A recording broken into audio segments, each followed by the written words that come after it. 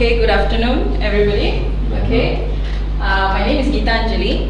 I'm a QC consultant, and today I'll be training about ISO 9001-2015 version awareness training. Okay, so this is my introduction. So I hold a master's in public health, a bachelor's degree in medical biotechnology, and also a diploma in biotechnology. I'm also a certified lead auditor in 9001, 45001, and also GHG greenhouse gases lead verifier. Currently, I'm actually a QC consultant with at least 11 years plus experience, mainly ranging from manufacturing, schedule-based management, plantation, logistics with warehousing services.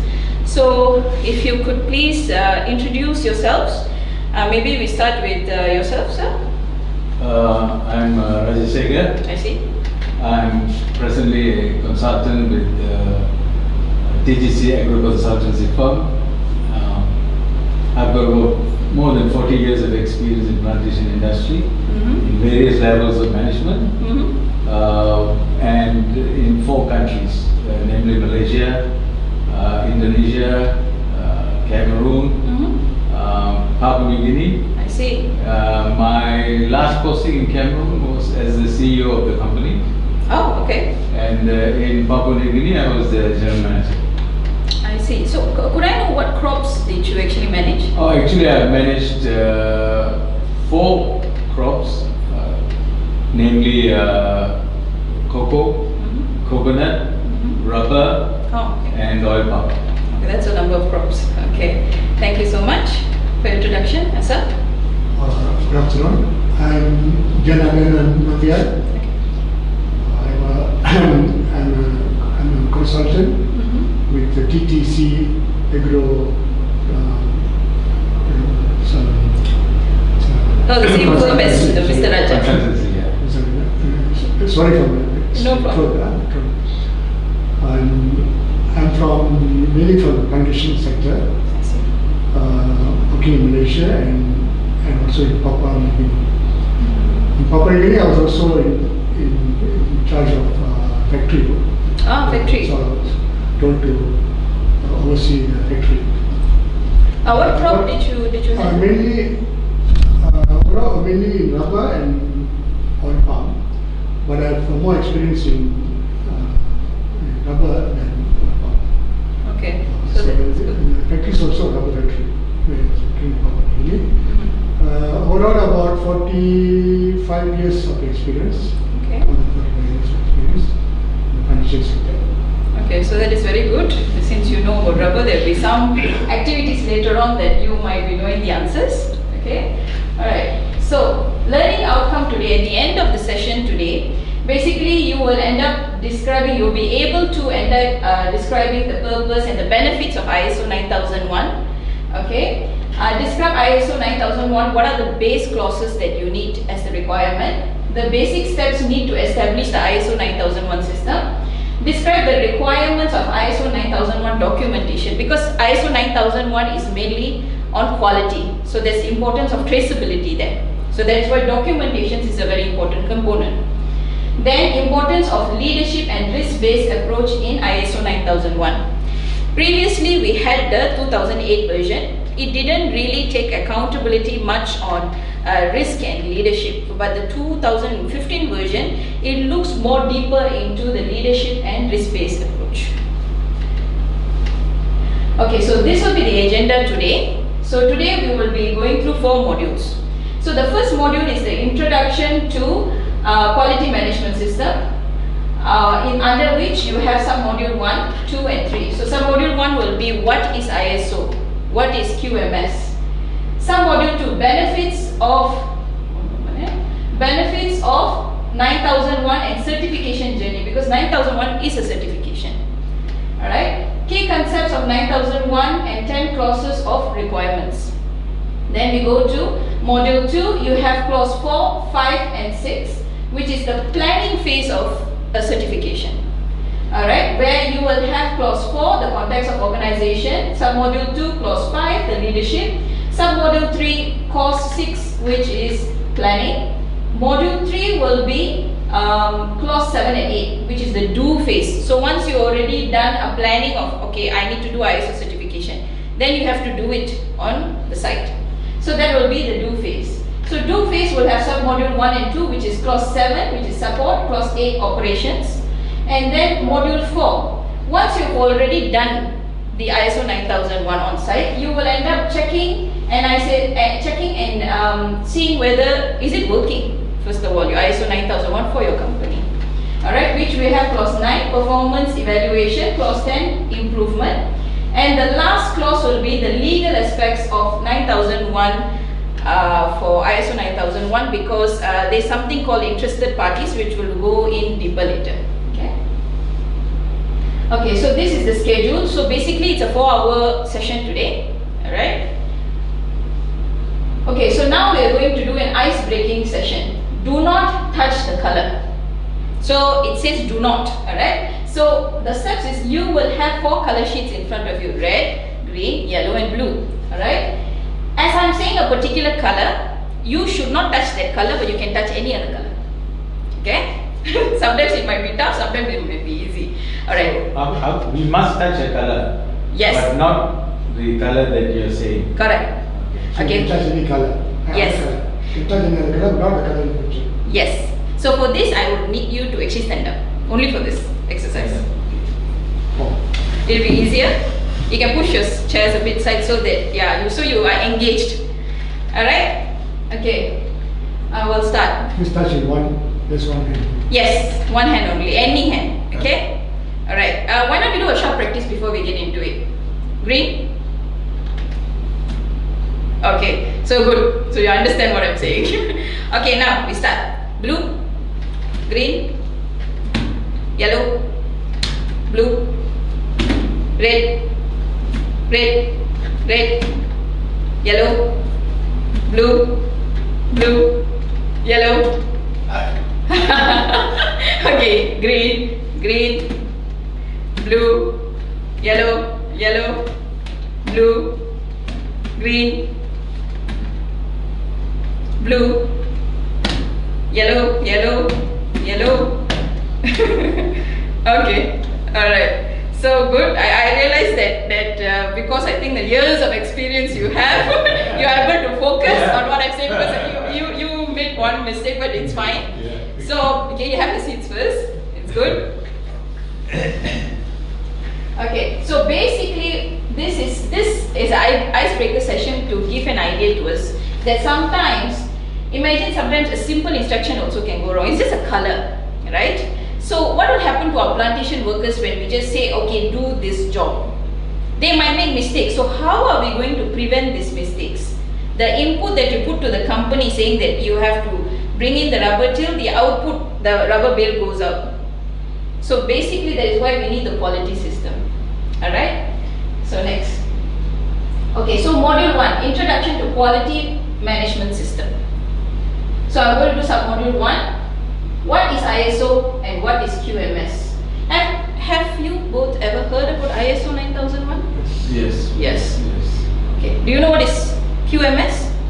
It's It's the managing system or something. Yes, correct. Quality management system. Correct. Quality management system. Alright. Okay. So ISO, what it stands for is International Organization for Standardization. Okay. This is developed internationally, but this body doesn't certify you.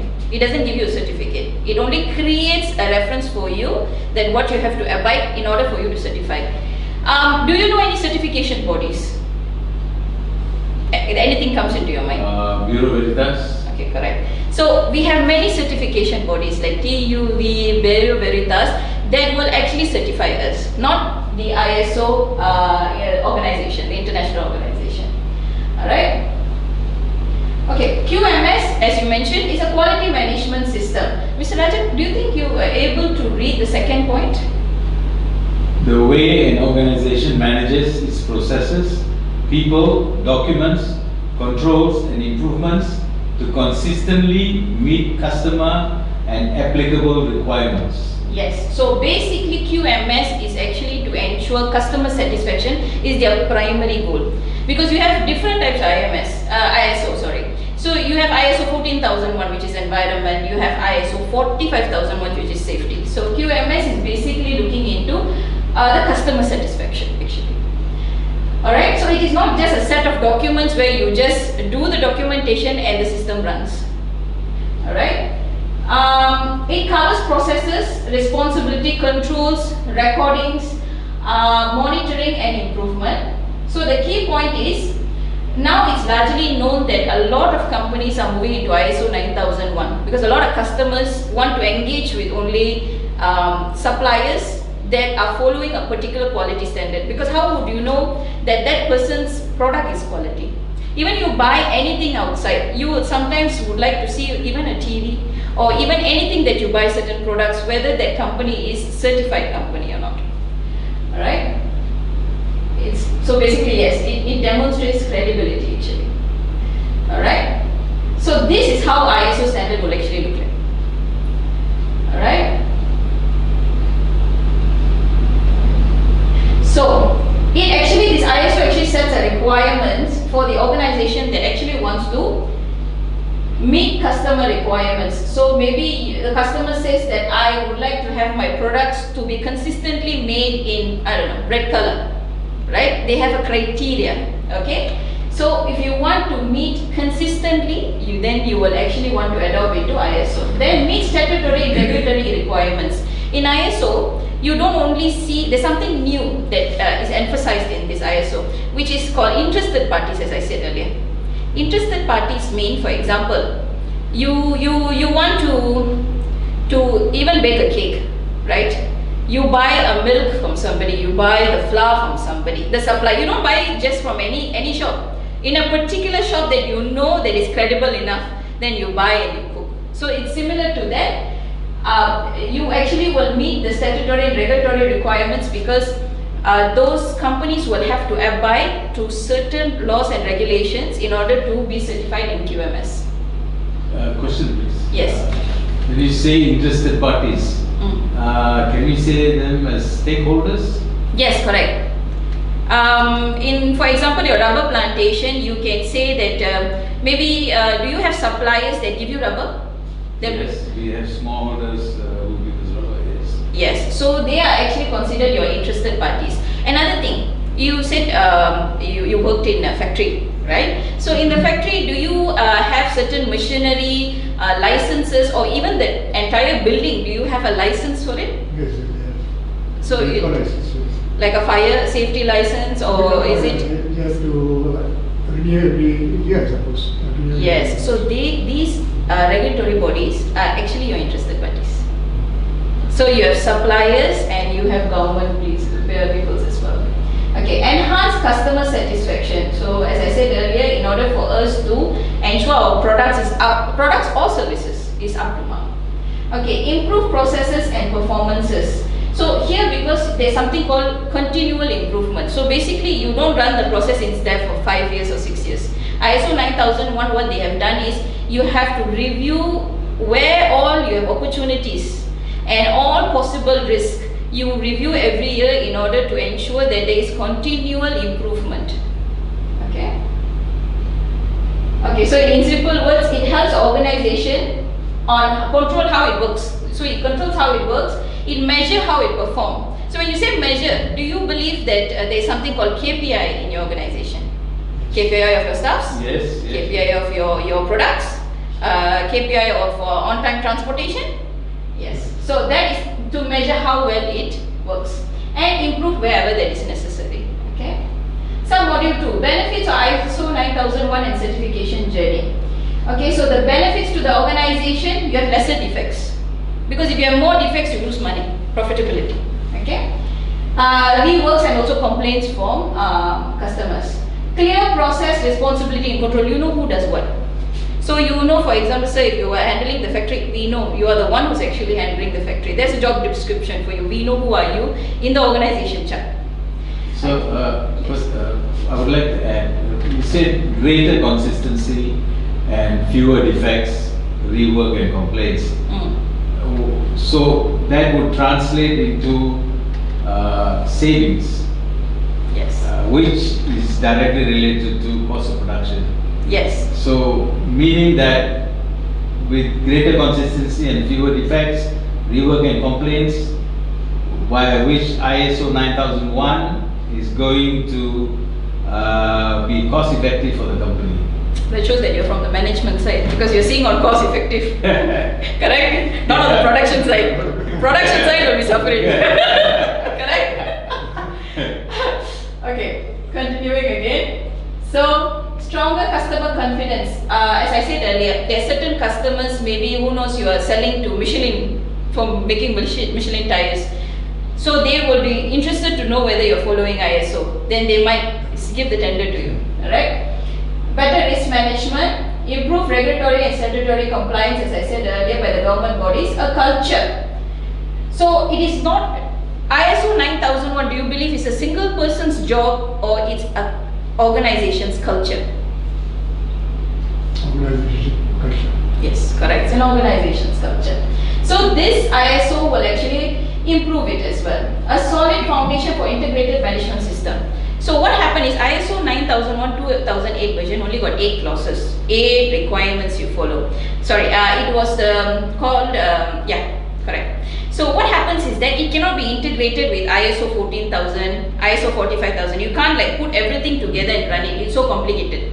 So that is why they got the 2015 version where the 10 clauses they created is a base. For there, you just need to add on the safety features and the environment features and create an integrated management system.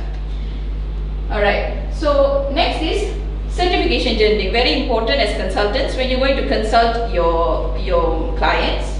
So when you are explaining to them, you have to inform them that there are several stages starting with gap analysis and QMS planning. So you will go in as consultants and you will do a gap analysis. These are the requirements, where is the gap? And you will need to tell how to solve the gap. Okay? Develop and implement documented information. As I said, traceability is important, ISO 9001. So you will start checking, is there SOP missing or not for production or quality checking for rubber, raw rubber, is there missing SOP or not? So you start putting in all the forms and SOPs and everything in place. After everything is in place, you run the system. Okay, this is before the certification, this is consultant's job. Okay, then internal audit and management review can be done by the company itself or you can actually help them. So once you have completed this, then comes the certification body, like you said earlier, Bureau Veritas. Stage 1 audit, they will come in and check your documentation readiness, whether you are ready on a documentation level. Then stage 2 audit is implementation of effectiveness. They will go on site to see, okay, whatever that is written in this documentation, is it something that I'm seeing during the process? So they will interview the staffs who are doing the process, they will watch the process even. Okay? After that is done, you say there is no major non-conformances, you will be issued a certificate which is valid 3 years. And it doesn't stop there, it's again working. You are having within that 3 years, before your recertification or renewal of your certificate, you will have surveillance audits. And recertification just before the, certificate ends, the date, you will have a recertification, a major recertification audit. Surveillance will be certain parts that they notice you needed recommendation or minor non-conformance or even major that you rectified, they will check again in the surveillance. So it will be 1 year, 2 years time, you will come back. Yeah, every 1 year they will come back for surveillance and then the third year will be the entire audit, big audit. So meaning the journey of quality in terms of ISO 9001, it doesn't end with the certification when the certification is issued. Yes. That is why it's also continual improvement. You will have to keep and check to see, because it's a culture, they would want to see whether you are upkeeping your standards. That's why it is a standard. You can't take it granted, you'll be there for 3 years. Yes. Yeah, we cross-check. It's forever. It's a good thing also, isn't it? Policy. Yes. Okay, so this is how an example certificate will look like. I'm not sure if you can see, but okay, so basically this is valid from October 2020 to October 2023. So this is how a certification will look like. So in this certification, you can see they have, as I said earlier, you can do multiple ISOs. So they did IMS, they did 9001, 14001, 45001. Alright? And in a certificate, important is the scope. So for example, this is a logistic company. So they had sea logistics, contract logistics. Contract means they have warehouses, okay? And they also have air logistics. So for example, in your company, in a rubber plantation, what are the two major processes that you always will have? Tapping Mm. and the milling process in the factory Yes. up to the block rubber production, where we producing the final outcome is based on, yes call it CSR or SMR in Malaysia, it's TSR, SMR, that is technically specified number. Yes. So that you will have to define when you actually going for a certification. Okay. All right. So activity number 1, I'm going to show you some images, and I would like you to give your assumption what is it actually. All right, and how is it related to quality. All right. Any idea what is this? rubber base. So rubber base. Am I right? Yes. And Yes. on the right, On the it's looks like Quality is yeah, not- white spot. Yeah, white spot. Virgin rubber is there. Yeah. This one? Yeah, It's that's not right. properly right. Yes. Okay, so what is the possible reasons this can occur? First question. Maybe we start with Mr. Jana. That is not control the temperature properly. Rubber, you know, the wet rubber things, right? And it's not consistent. That means Mm. the person in charge Yeah. is not been controlling that properly. If he has followed that, ensure that the correct temperature is there, I don't think such things can happen. You know, but other things also, but anyway, it's one of the main reasons. Yes, correct. Not properly monitoring the Temperature. Well, I would like to add, Sure. yes, true is temperature. Mhm. The other thing is the blending of the raw material. Okay.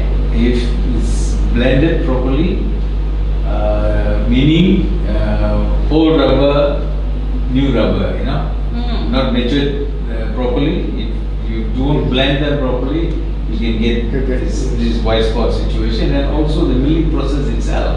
Mhm. They have to check the process machinery to make sure that the crumbling is done, properly. It's too fresh rubber also it can happen. Yes. So you have to make sure it's matured to a certain period, then only the rubber must go in. Okay. So And blending. normally we say 10 to 14 days maturity. You got to keep. Okay. So now when you see there is such a thing, the rubber bale is in front of you, there is a white spotting. What is your immediate reaction to salvage that rubber? Do you salvage it or throw it? What is your immediate action? No, we have to salvage. And one way of salvaging, if I'm not wrong, you remill it. You put it back into the wet rebreaker. Mm-hmm.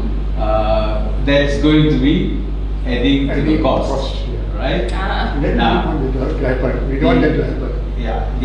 The other thing is you can run it through a dry rebreaker. You take the whole bale, you run it through a dry rebreaker. The white spot is by itself is clear. Mm-hmm. But many tire manufacturers don't like it. They don't like dry rebreaker run blocks. So like how do I put it? Certain quality issues. Affects the Quality Quality. of the rubber. Yeah. Okay, that's good.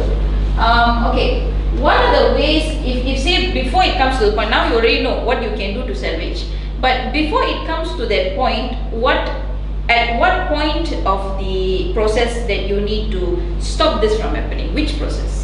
from the beginning, from the start, salvaging is careful. Especially not allowing too much of new rubber blended, Blending old and new, is it? Yes. But it's best you can have a certain period, like 2 weeks or so, when the rubber goes in. Proper temperature control. The person in charge should monitor, no? That's strictly on that. So yes, monitoring is a key word. Correct. the later you will end up saying monitoring. So you have a person in charge, they had to control, the word control a temperature, and they have to monitor it so it doesn't go out of hand. Okay. Alright, so next. What is this, do you think? What do you think it is? This is a metal part. And what is this? That's a coagulum, rubber raw material. That is cup lamps, I mean dry cup lamps. Huh? Yeah. Yeah. So this normally this type of cup lamps, Breaks there, isn't it? it comes from smallholders. Or When you buy, big lumps, right? And that's the thing, broken. It's actually a gear, a kind of a metal gear. broken. It's inside the rubber. Oh, the metal gear inside the rubber. yeah. So So why people do that is to Weight. gain, Weight. they increase the weight because we are buying rubber from smallholders. Yes. This happens normally when you buy outside rubber. Okay. Right, you used to have that experience. Yes, we have. Some stones, yeah, big Stones as stones, well. people put to increase the weight. Metal pieces, all the bottom. So we normally will cut it before we weigh. Yeah. We used to make cross check, but we can't do for all the but you do. Sampling. So we fear that. So we are doing that, checking that. So then Yes. you put fear on the Supplier. suppliers. So good. So basically, remember I said interested parties. Do you think your supplier is your interested party? Yeah. Yes. Yeah. Because they affect your Quality. Yeah. quality. Exactly. Okay. Alright, so you inform me what was the reason, because the supplier wants to increase the weight. What is the immediate action you take? You inform me, which is you cut it up and you check before you even receive the rubber. Alright. So how do we avoid? So imagine if it is happening constantly. How are the ways that you engage your supplier if it's happening more than 2 times? We will give a warning to the supplier. Okay, Failing which we have to disconnect our supplier. supplier. Yes. So that is an important point. So you did a monitoring and you made a decision that no, I'm not going to forward with this supplier. So you stopped the bad quality in the cycle itself and you improved to find better suppliers. Okay. Alright, this is sub-module 3. So these are the 4 key concepts of 9001 and I said the 10 clauses that are important. Okay. Key concepts is actually the main focus areas of ISO 9001. So the first thing you know was customer focus. Who knows what is PDCA cycle? Without looking at the slides though. PDCA, plan, do, check and act. Yes. Plan, do, check and act. Okay. So why do we have plan, do, check and act is because I said ISO 9001 this time they want to do improvement. Not like, okay, I've already done my job and I'm just going to do this SOP forever and ever. And I'm going to do these processes forever and ever. There's improvement. So that is why you have the PDCA cycle. Yes, PDCA cycle is like a framework in order for you to know, okay, I plan, do, check, act, and after that I have to do a cycle back, improvement cycle. So we use such a framework in order for us to work with it, okay? Then process approach. So, Yes. just to interject, PDCA cycle, so how do you determine there is improvement? Okay. How do you detect there is an improvement? Say for example, now the white spotting on your rubber, definitely you will take note of it. So how many percentage, say for example, it happens, you have 10 times production in a month, example 10 times, and out of 10 times, maybe you have two times of it, they had about 20% of such a rubber, okay? So when you find out and then you do changes, maybe you do training to the person who's supposed to manage the temperature, you do proper monitoring, you do checklist, you check the checklist by the supervisor. Then you can see that suddenly from 10, two times they had the rubber problem, it became only 1 time in the following month. So it's a measurement of number of incidences. Yes. Okay, process-based approach. So you will have many types of processes in your company. So it can be also milling process, planting nursery process, then you will be, what they call it? Tapping. Okay, so each and every process you will break it down by process, so it's easier for you to know who is the designated person. So you know Mr. Jana, okay, is for factory, then plantation is Mr. XYZ, okay, something like that. Okay, risk-based thinking is anticipate what could go wrong and act before it even does. So usually what we do, we found a problem and then we try to figure out how it shouldn't happen.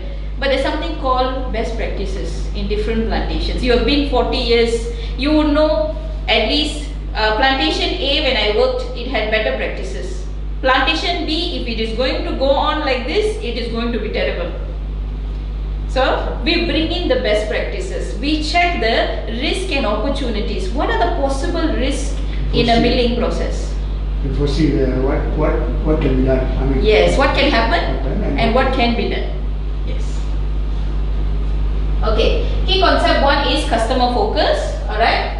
Customer focus is to understand and meet customer requirements to enhance customer satisfaction, which you know. Okay, what does it mean? So customer will say, what is the customer requirement on the rubber? Do you have an example company that you sold rubber and maybe they say they have a particular requirements, maybe there shouldn't be wood chips inside or something?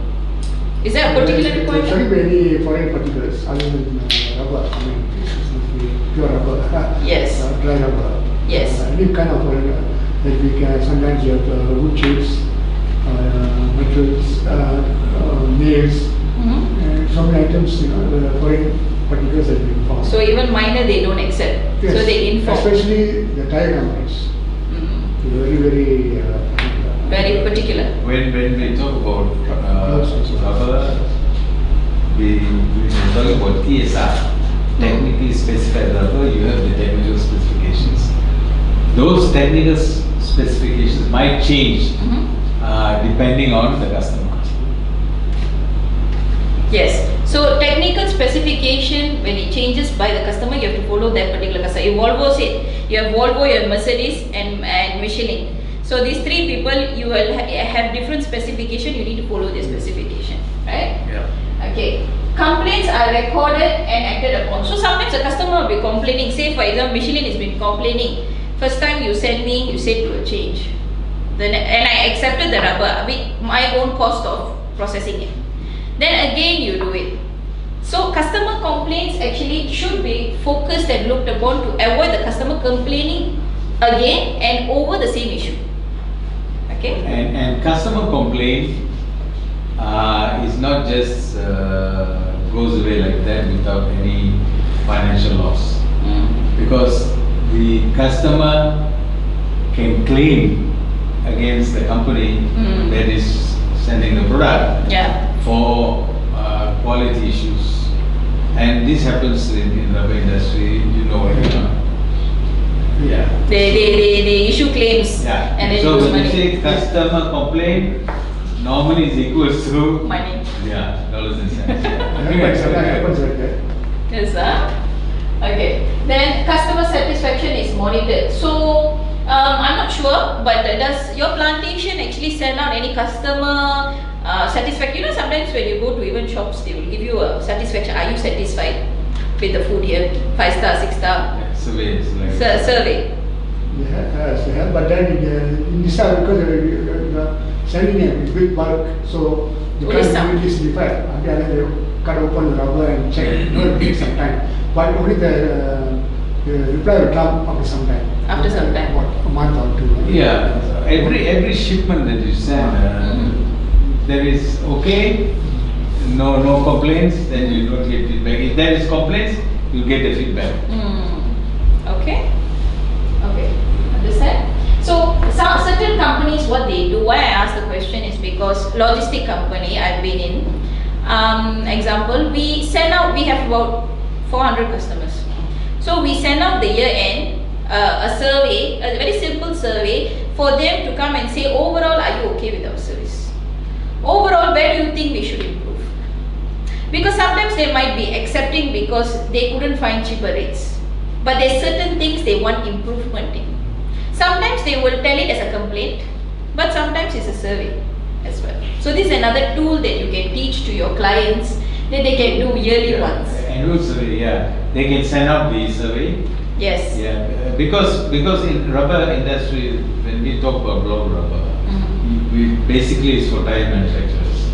So you got Michelin, Goodyear, Bridgestone, and so forth. But what they do is they will come and audit us Yeah. at our factory.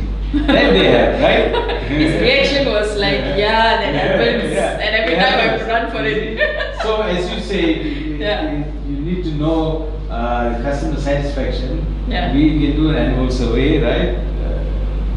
Send out the survey form on an annual basis. So before it becomes worse, before it becomes bitter, the customer is already informed you, actually, I would like to see this. So you can make some changes beforehand, right? Okay, so feedback is used to drive improvement. So when an auditor comes from a certification body, in this component, they will actually see an audit red flag if they notice customer complaints were received. Because you should supposed to have an SOP for customer complaint. You receive the customer complaint, you keep it, but you don't do any improvement. So that's a red flag that where you will have a non-compliance being issued. Okay? Alright. So next, key concept 2, PDCA cycle. As I said earlier, plan, do, check, act. It is a cycle for continuous. How do I improve continuously? That means not a 3-year basis. After that also you still got audits and surveillance audits. Improve yourself, right? Something like that. Alright. So plan is you set objectives and processes. So when you want to do your own rubber factory, so this particular customer access, I want to do a rubber factory and I also want to do tapping, I want you to do ISO. So you need to set objectives. What is the objective of yours? So you need to do tapping in a day, how many hours, or how much, or what is your target bale that you want in a day or in a week. So these are the targeted objectives that you actually have. So the planning, setting objectives and processes. Yes.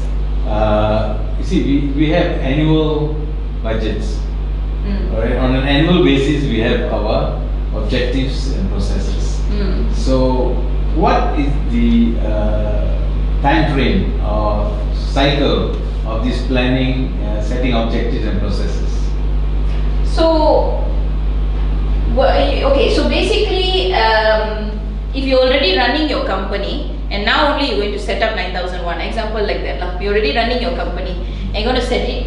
So I would say that at least to set the objective and processes, you need maybe 2 weeks together with the management team to set what do you really want to see in the quality of the company, what scope, what objectives do you want. So it will take an amount of time actually. So until you finalize and get the approval with the management team that this is the objective being set for the company actually. Does that answer your question? Yes, but what I want to know is, you say that it will take some time, right? Yes. So these objectives that are set and the processes, what sort of, you say some time, what, 3 months, 4 months, 6 months? Okay, so earlier remember I said when you do certification, alright, so you need at least a month to just set the 2 weeks at least to set the plans and objectives, and then you go into documentations, gap analysis. You can go from at least 3 months to do it, to finish it up to you get your documentations ready and the processes ready to run. And then from there, when it's running, you do the internal audit and everything until you want to say I am certified 9001, can go up to 12 months. Okay. Alright, so checking is monitor and measure. As you said earlier, we monitor our temperature, right? So monitoring comes under the check phase, and act phase is actually take action to improve. So earlier, remember I said that what if the customer keeps complaining the same item, like okay, there is white spot, there is white spot, there is white spot. So 4 or 5 times it's complained without any improvement, it's a red flag.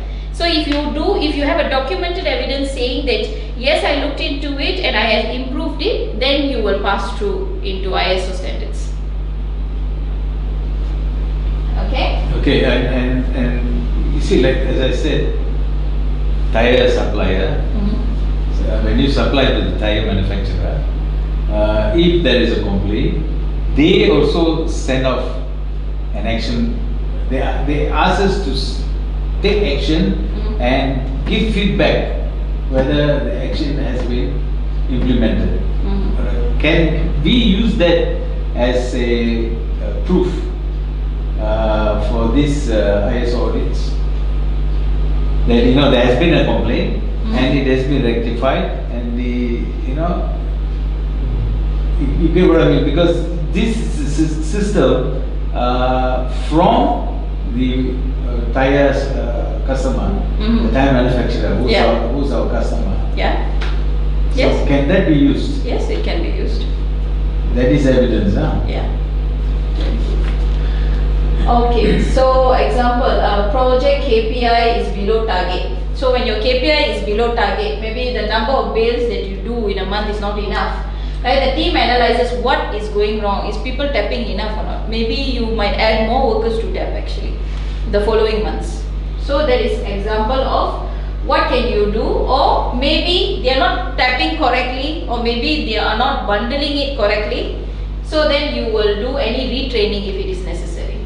Okay, and then you recheck again, not like I retrain, I show them what is the right thing to do, I add in people, but I don't go and check whether the following month did I get more bales of rubber or not.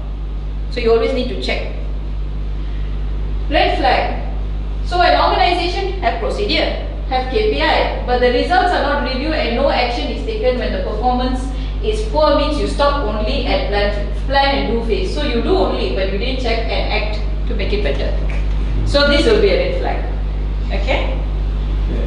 So this is the plan, do, check, act. So if you can see here, for plan you have 3 clauses from the ISO. Clause 4, context of organization. Clause 5, leadership. Clause 6 is planning. So once you already plan on what to be done, okay, then you go into the do phase. You need to train people. I plan, okay, I'm going to do rubber tapping, I'm going to do milling, but you don't train anybody. So that's where comes in the support. The do phase. You give them training, you give them awareness, you communicate to them, hey, this is my objective. 90% of the rubber must go through quality. 80% means is fail. So communication, alright? Alright, and then operational wise, how do you do controlling? You say temperature checking. Is it in the SOP or not, the temperature checking? Yes. So that falls under operations. Okay? Alright, then you have the check phase where, okay, KPI all you already put, they fill up the form. I 90% achieve, 80% achieve, 70% achieve, some I fail, some I pass within the months. Okay? So are you doing a performance evaluation, whether are we going on the right track? So for this you will, that's where comes some audits, internally auditing, checking on your KPI monthly basis. Your supervisors are checking on the KPI and reporting to the managers. And then comes the act phase. How are we going to improve? From that particular standpoint, are we going to just act like, okay, now fire comes, now I pour water, or we prevent the fire from happening? So that will come from improvement phase, which is the act phase. Alright, so you might see I said 10 clauses, but 1, 2, 3 is missing, right? Because this is 4, 5, 6, 7, 8, 9, 10. 1, 2, 3. Don't have, right? Because 1, 2, 3 is not auditable. Oh. Okay? 1, 2, 3. So 1, 2, 3 clause 1 is actually telling that the ISO standard, what scope does the ISO standard handles? That standard itself. Alright? And then normative references is clause 2. Normative meaning in the sense that, okay, this is ISO 9001. Do I have some other documentations that I need to refer in order to say I'm compliant? So one of the normative references is ISO 9000, not 9000, 9000. And 9000 is defined in clause 3, which is terms and definition. Sometimes we say the word risk. Risk can be so many types of risk. But for 9001 and quality, what is the definition is in the clause 3. So it's terms and definition. Sometimes when you open a book, you go to school, you open a book, at the end you will see abbreviation, terms and definition. So that is only terms and definition for clause 3. That is why it's not auditable. Okay. Concept 3 is process approach. So manage activities as connected processes with defined inputs, outputs, owners and controls. So the definition of process is you have an input, rubber is tapped, you give raw rubber, then you get out your bale. So your output should be your bale, or it can be, if it's a manufacturing company of tires, their output is a tire. Okay, alright. So process based approach. What this means is each process has a defined input and output. A process owner is assigned, interactions between processes are understood, performance is measured with KPI. So you will have a KPI for factory, but then the plantation side, definitely there will be something called assistant managers. They will be checking whether the tapping people and the supervisor's KPI is on track or not. You will be checking whether production side, factory side, is it going on the right track. So this is how we see it. Alright. Let's go this audit red flag. So processes are listed on the paper because yes, ISO 9001 says please list your process. Okay, but there is no clear interaction. Meaning I got the process, I go into the factory person who check the temperature. Have you seen this SOP before? Then they said, no ma'am, I have not seen this SOP. So usually before the audit, some people will go and say, okay, let's go through the SOP, right? so that means there is no interaction. If I'm questioning them, they don't know, right? No process owner. If I say, who do you report to if there is a non-conformance? Because they cannot make decision whether they want to throw the rubber or keep the rubber. So they need to know who's the process owner as well. No, I need to ask Mr. Chana whether can I really go through this? Can I put in the pre-breaker or we should discard it? Okay. No KPI. So you have a process but no KPI, no evidence. Then no evidence that this process is controlled. You have a process but you don't know whether this process is controlled on site or not. So that is a red flag. Okay. Now fourth part, risk-based thinking. Identify what would actually give a risk to your processes and also opportunity, because there's not only risk, there's also opportunity. What if you got a machine that can do pre-baker, maybe you run for 30 minutes, but you got a cheaper machine, good quality, runs for 10 minutes. You can invest and keep your other staffs to do other jobs or tapping longer, right? So what this means, identify risk to quality and customer satisfaction, identify opportunities for improvement as I said, plan and take proportionate actions, monitor whether the actions are effective. Alright? So when you do risk-based thinking and opportunity analysis, you got risk, you got opportunity, you got a plan, but you must implement and monitor it. Then only you consider you close the loop, I have improvised the entire processes. This plan and take proportionate actions. Is it, can we say, appropriate action? Proportionate and appropriate in the sense, yes, it's appropriate actions, but at the same time, you need to see what is more high risk and what is low risk. So you might have 10 risk, but at this moment, if you're going to do every single 10 of it, you will waste time. So you need to do the one which is higher risk, and then medium risk you take 3 months to do. Okay, that's why it's proportionate. Yes. Okay.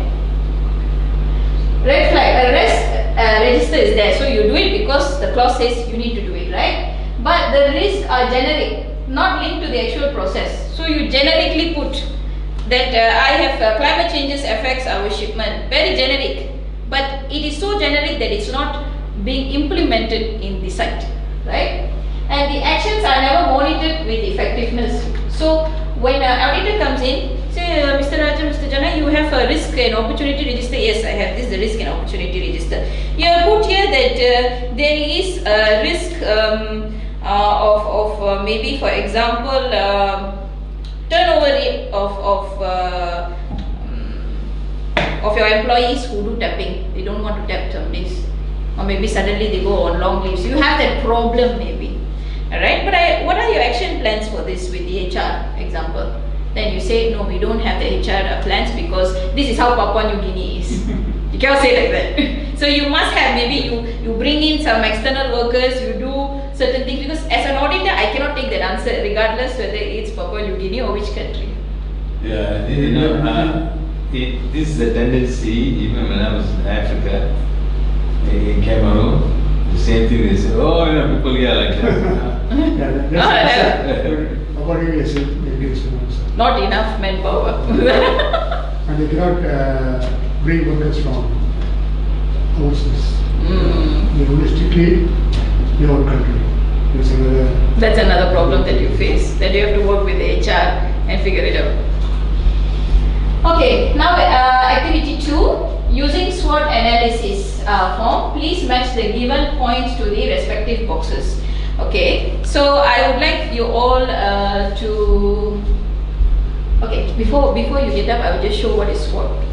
Okay, management side, you might know what is SWOT, but I will explain in detail. That is, SWOT is S stands for strength, W stands for weakness, O stands for opportunities, T stands for threats. So this is a higher level decision making usually. So top management and middle management will get together, even with consultants, to say what are the possible risks and opportunities that we have for our type of company. So you see best practices, okay, in maybe Cameroon is like this, and in Malaysia is like this, but now I'm working in Papua New Guinea, this is quite bad. We need to see that these risks are not addressed, right? So you will end up putting in strength. So for example, I give you an example. In a logistic company, DHL, let's take DHL, okay? The strength is the only company maybe in Asia, or the biggest company in Asian region, that has their own transportations. Certain other companies do not have, they are forwarding companies. Meaning, I am a company that I will use maybe company A to transport from point B to point C, example. Right? But DHL has its own transportation. So that's a strength, because people come to me, I already have my transportation. I don't need to wait for somebody. Okay? Next is weakness. Okay, what happens is we got so many type of transportation. I can transport vegetable, I can transport medical item, I can transport metal item, I can transport even an engine, transport car. But what maybe in this particular example I can give you, pharmaceutical items, maybe they realize they are lacking with, because temperature control, you need to put a data logger. So they realize sometimes there is always extra monitoring being done, or maybe there could be even a customer complaint or a non-conforming product. Then that's why the entire management in the logistics said, you know what, this is our weakness. You know, we have one non-conformance, we shouldn't be having that, because imagine medical thing goes to be used for mostly humans. So it is a high impact to the company's image. So thus it is a weakness. It's not that they don't have the process, but the training is not good enough. Alright, for the handlers. Opportunity. So for example, maybe DHL is only transporting maybe big shipments, but nowadays you realize there are beautiful fruits and vegetables from different countries, right? And even flowers at the same time can be transported, and it can give an amount of profit. So that could be an opportunity. Why not we try to invest and see what permit should I use in order to do fresh transportation of vegetables and fruits and stuff. Alright? Threat. Okay, threat is sometimes not something that you can fully handle. Right? It is an external factor actually. So for example, you know Trump's issue, right? It came a point that because of the geopolitical threats, the Hormuz line of the ships was stuck. States of Hormuz, yeah. It got stuck, right? Yeah, so, many ships could not go through, yeah. Yes. So these type of threats, since it's a best practice, maybe it didn't happen to DHL. Maybe it happened to some other XYZ company, right? So I need to know that this is possible for me. If I'm going to go and ship through that area, what will happen? And maybe if I need to go and ship through that area, maybe is there an alternate route or not? So that will be addressing the threats. Okay? Alright, so, oops, cannot show you answer. Okay, come. Gita, you can take the cards here. So basically what you need to do is, you have 2 points here, 2 pages. Alright? You need to take the cards, and it's more of, since we are doing agricultural based, the cards are also agricultural based prompts. Using this prompt or keywords, you need to know whether this can possibly be strength. or maybe it's a weakness. Okay? Or maybe it could be an opportunity for us to grow, or maybe it's a threat for the company. So you can come in front and work as a team. I give you maybe about 10 minutes. Only one. So what we need to do Yes. is, as a team, Just discuss as you paste. okay. So one person can help So we paste. use this- Oh, it's stick it there. Oh, I see. Yes. So you just paste. So what I'll do, go one card at a time, one by one. From adaptable for tropical climate. Is it just strength or weakness or opportunity? Oh, better. It's something, is it? Actually, it's strength Strength. because it's inherent, no, Is it? like rubber. Everybody is for it. Maybe for sword. Okay. So I think this should be strength, right?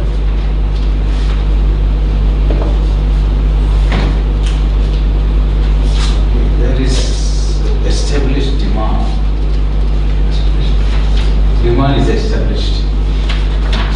Okay. This demand already established. Established demand. Oh. That means, for example, our tires, our block rubber is for tire manufacturers. Demand is already there. So I think it should be under strength. Right? Okay.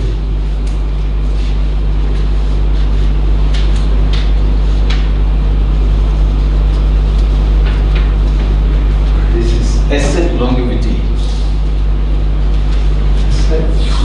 Longevity, asset longevity. That means, okay, if you take, for instance, rubber trees, they are longer, 25 to 30 years phase, right? Okay. For replanting. It's the strength. Opportunity is something that's, is existing outside, which you can, Understand that? yeah. So I think it's understand.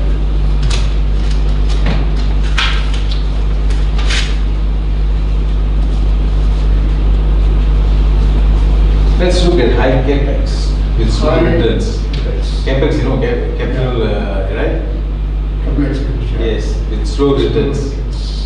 Where do you think it should be? To me, it should be under weakness. Weakness. Right, exactly. Do you agree with that? Okay. Yeah.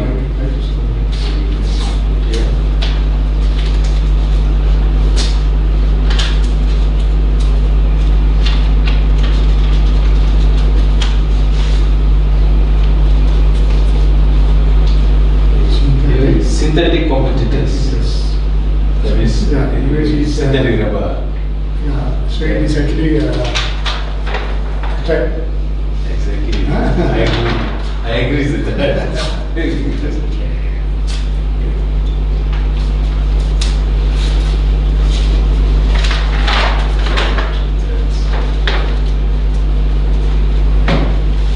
Climate change effects.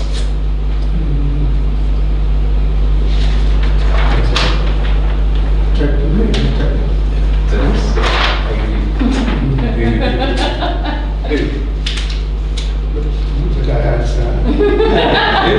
Very good.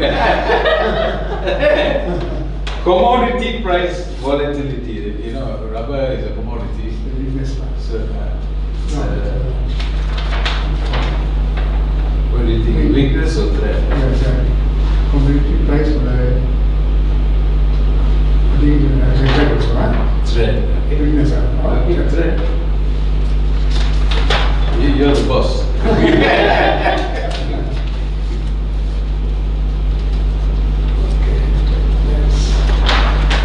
Product diversification. For example, you 3 more minutes. Opportunity, huh? 3 more minutes. It's an opportunity to take that. But no time to see. No, just go back like that. So we're going to go fast. Technological advancement. It's stand up. Advancements in the technology.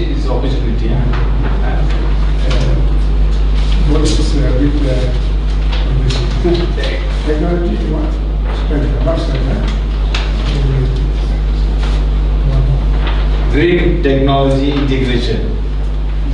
Nowadays everything people talk about green technology, right?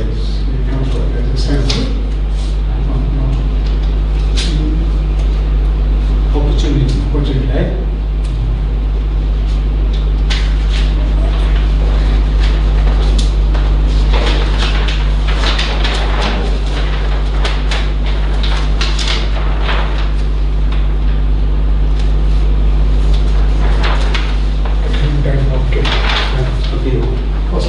Got some more. Labor intensive.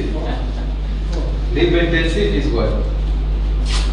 Strength or weakness? Labor intensive. Weakness. Yeah.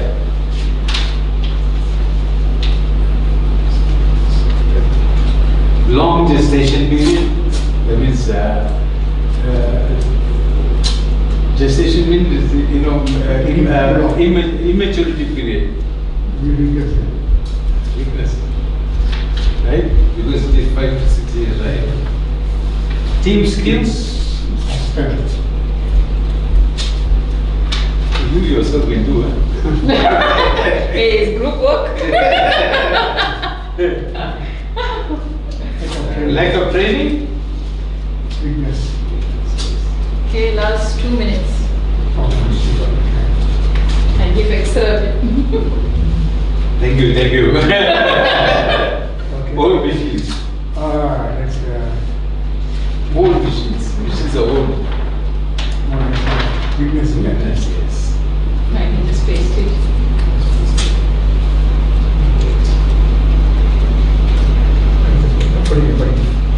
Better tools. Better tools, strength or I can give you a pointer. The better tools mean there are better tools in the market that can be used but not yet used. Okay.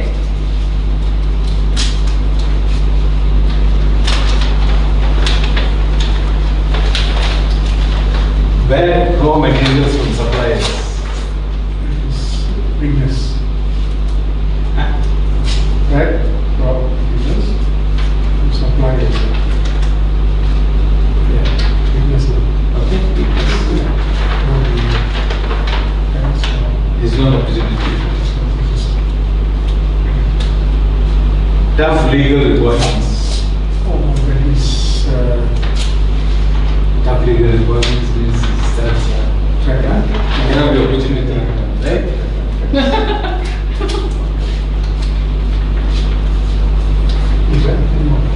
That's it. Okay, you can take your seat first. Okay. You are able to see from there? Yeah. Okay, yes. You see that? So very young. Yeah. And also I think you're already following ISO 9001 quality because you see how beautifully, in lines that you have not anywhere. Okay? Alright. So let's go through the answer, right? Okay. The answer is under strengths we have established demand. Yes, what? Okay, steady consumption meaning that means people want the product, they need those raw materials from you. Example. Correct, Yeah, it's correct. Okay, the asset longevity is also strengths. Okay, asset longevity is strengths, productive economic lifespan. So because I said plantation, your rubber plant can give you crop for many years, literally almost 20 years. Team skill, yes, it's also part of strength because you have skilled laborers, so can do the job. Okay, then crop adaptable for climate change.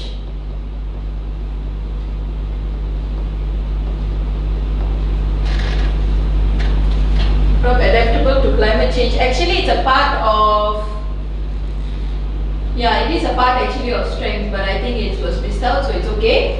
So basically, because the crop that you chose is adaptable to that climate, quite general climate, so you can plant it quite often, right? So next is weaknesses. Okay, high capex. Weaknesses. High capex.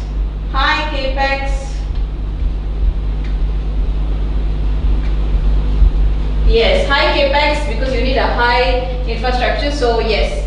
So labor intensive. Yes, labor intensive is under weakness. And then old machines is also under weakness. Lack of training is under weakness. Labor intensity is under weakness. Long gestational period under weakness. Bad from suppliers, actually the bad rubber also can be part of the weakness. Okay. Opportunity. Alright. So product diversification is also under opportunity because you can use your rubber plant not only for rubber, for the wood as well. Opportunities is also if you have new technologies, you can actually use it like cloning as well. Then green technology integration as well, using the digital industrial revolutionary tools actually like ESG and all. That's an opportunity. Better tools, like I said earlier, if you can do the pre-baker within 10 minutes rather than 30 minutes, you would go for the 10 minutes if it's cheaper, right? Threats, synthetic competitors, maybe they use some, due to fluctuation of prices in the market, so they might have synthetic competitors, alright, which is under threats. Climate change impact, it's a threat that comes to you. It's not some threat that you can actually fully handle, but you can do BCP planning, business continuity planning for climate change impacts. Commodity price volatility also comes under threats, and tough legal requirements is not something you create or the company creates. It's an external thing that comes to you, says suddenly from nowhere, okay, even this paper, if it's dipped in ink, is already schedule based. So you have to do something about it, which you didn't do maybe previously. Okay, so congratulations, you scored it well. Okay, that was All 100%. Yes? Yes, okay. So we are towards the ending of our module 1, alright? So summary of module 1, the logic. Understand what is the logic of the 4 concepts. So customer focus, you understand what the customer wants. Basically, you are having the company because for the customer. You want to provide them Customer service. requirements. Yes. So in order to do the customer product or service, you need to have a process to serve them. Yeah. So that is why process approach. Then if you already do the process, in the process you got risk, temperature risk, this risk and that risk to the product of the customer. So that is why you have risk-based thinking. So it's all interconnected. And PDCA improvement is you already have certain risk factors which keeps occurring. So in order to improvise the entire system for better quality, you improve using PDCA. Yes. Okay. Alright, so this one, okay. So basically ISO 9001 helps the organization for more systematic, consistent and customer focused way. Okay. Alright, I think now we can go for a tea break and then we can go for the following module. Thank you very much. Right. How long is your tea break? 10 to 15 minutes tea break. Thank you. Okay, so now we have already had our short toilet break. Okay, so now since we have been through a lot of our modules and we are going towards our ending of our module, we shouldn't be sleeping, we shouldn't be super tired, so we need to have an energization session. Okay, so come. Okay. So this is called clap, boom, bottle. Okay, so later on when I ask you to stand, you will stand. Alright, so the bottle is in front of you. Alright, so both ends you'll be here. So 3 times to 4 times, 3 times I will be doing this. Alright, so I will say clap, boom. So if I say clap, you must clap. If I say boom, you must hit the table. Oh, boom, So, table, okay. clap, boom, clap, boom. Then when I say bottle, who's supposed to take the bottle is the winner. Oh. Okay, so the highest number then later This is after, the bottle now. This is the that is the bottle. Oh, sorry, I put the bottle down. Okay. I thought you ordered drinking. So after, so the winner later maybe, let's see whether, Blanja or something like that later. Okay, the winner, right? So at least you need to get it twice. Winner belanja or loser belanja winner? Wow, it's already different. Loser Blanja. Okay, so for this you need to stand. There's no choice. Okay. Okay, alright. So anytime I will say there's no move the pen a bit and just put your pen in front of the yeah. Okay, keep your place a bit clear so that no mishap happen. Okay, put the bottle No in. mishap. Yeah, mishap. Push your chair. Oh, outside. Yeah, so okay. So let's do a trial first. You Huh? can stand a bit out also. Okay, so let's just do a trial before we start the session. My hands are longer, mine are short. Before the 3 session, we are going to simply try once, whether you understand, okay? So, clap, clap, clap, clap, boom, boom, boom, boom, boom, boom, boom, clap, clap. It's okay, clap, clap, clap, clap, boom, boom, boom, boom, boom, clap, clap, clap, clap, clap, clap, clap, clap, clap, boom, boom, boom, boom, boom, boom, boom, boom. Water. He was waiting to win. He already decided the losers, right? Okay. Alright, so now we are going to do the real session. Okay? Okay. First now session. real, huh? First session. You can put it on other one side lah. Okay. One side lah. Okay. So session 1 Okay. Clap. Clap. Clap. Clap. Clap. Boom. Boom. Boom. Boom. Boom. Boom. Clap. Boom. Clap. Boom. Clap. Boom. Clap. Boom. Clap. Boom. Boom. Boom. Boom. Boom. Boom. Boom. Boom. Clap. Clap. Clap. Clap. Clap. Clap. Boom. Boom. Boom. Boom. Boom. Boom. Water. Okay. You see, he's waiting for the water.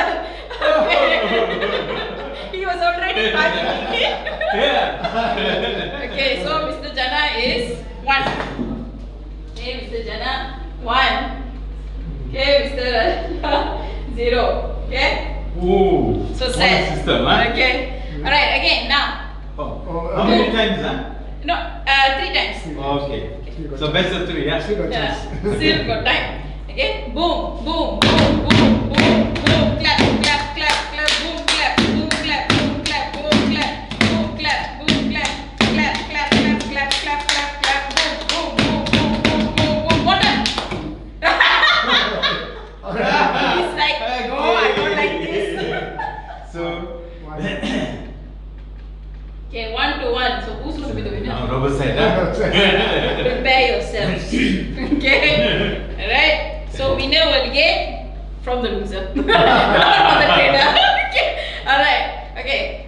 Clap, clap, clap, clap, boom, boom, boom, clap, boom, clap, boom, clap, boom, clap, boom, clap, boom, clap, boom, clap, boom, clap, boom, boom, boom, boom, boom, boom, clap, clap, clap, clap, clap, boom, clap, boom, clap, boom, clap, boom, clap, boom, clap, boom, clap, clap, clap, clap, clap, clap, clap, clap, boom, boom, boom, boom, boom, boom, clap, clap, clap, clap, boom, clap, boom, clap, boom, clap, boom, clap, boom, clap, boom, clap, water.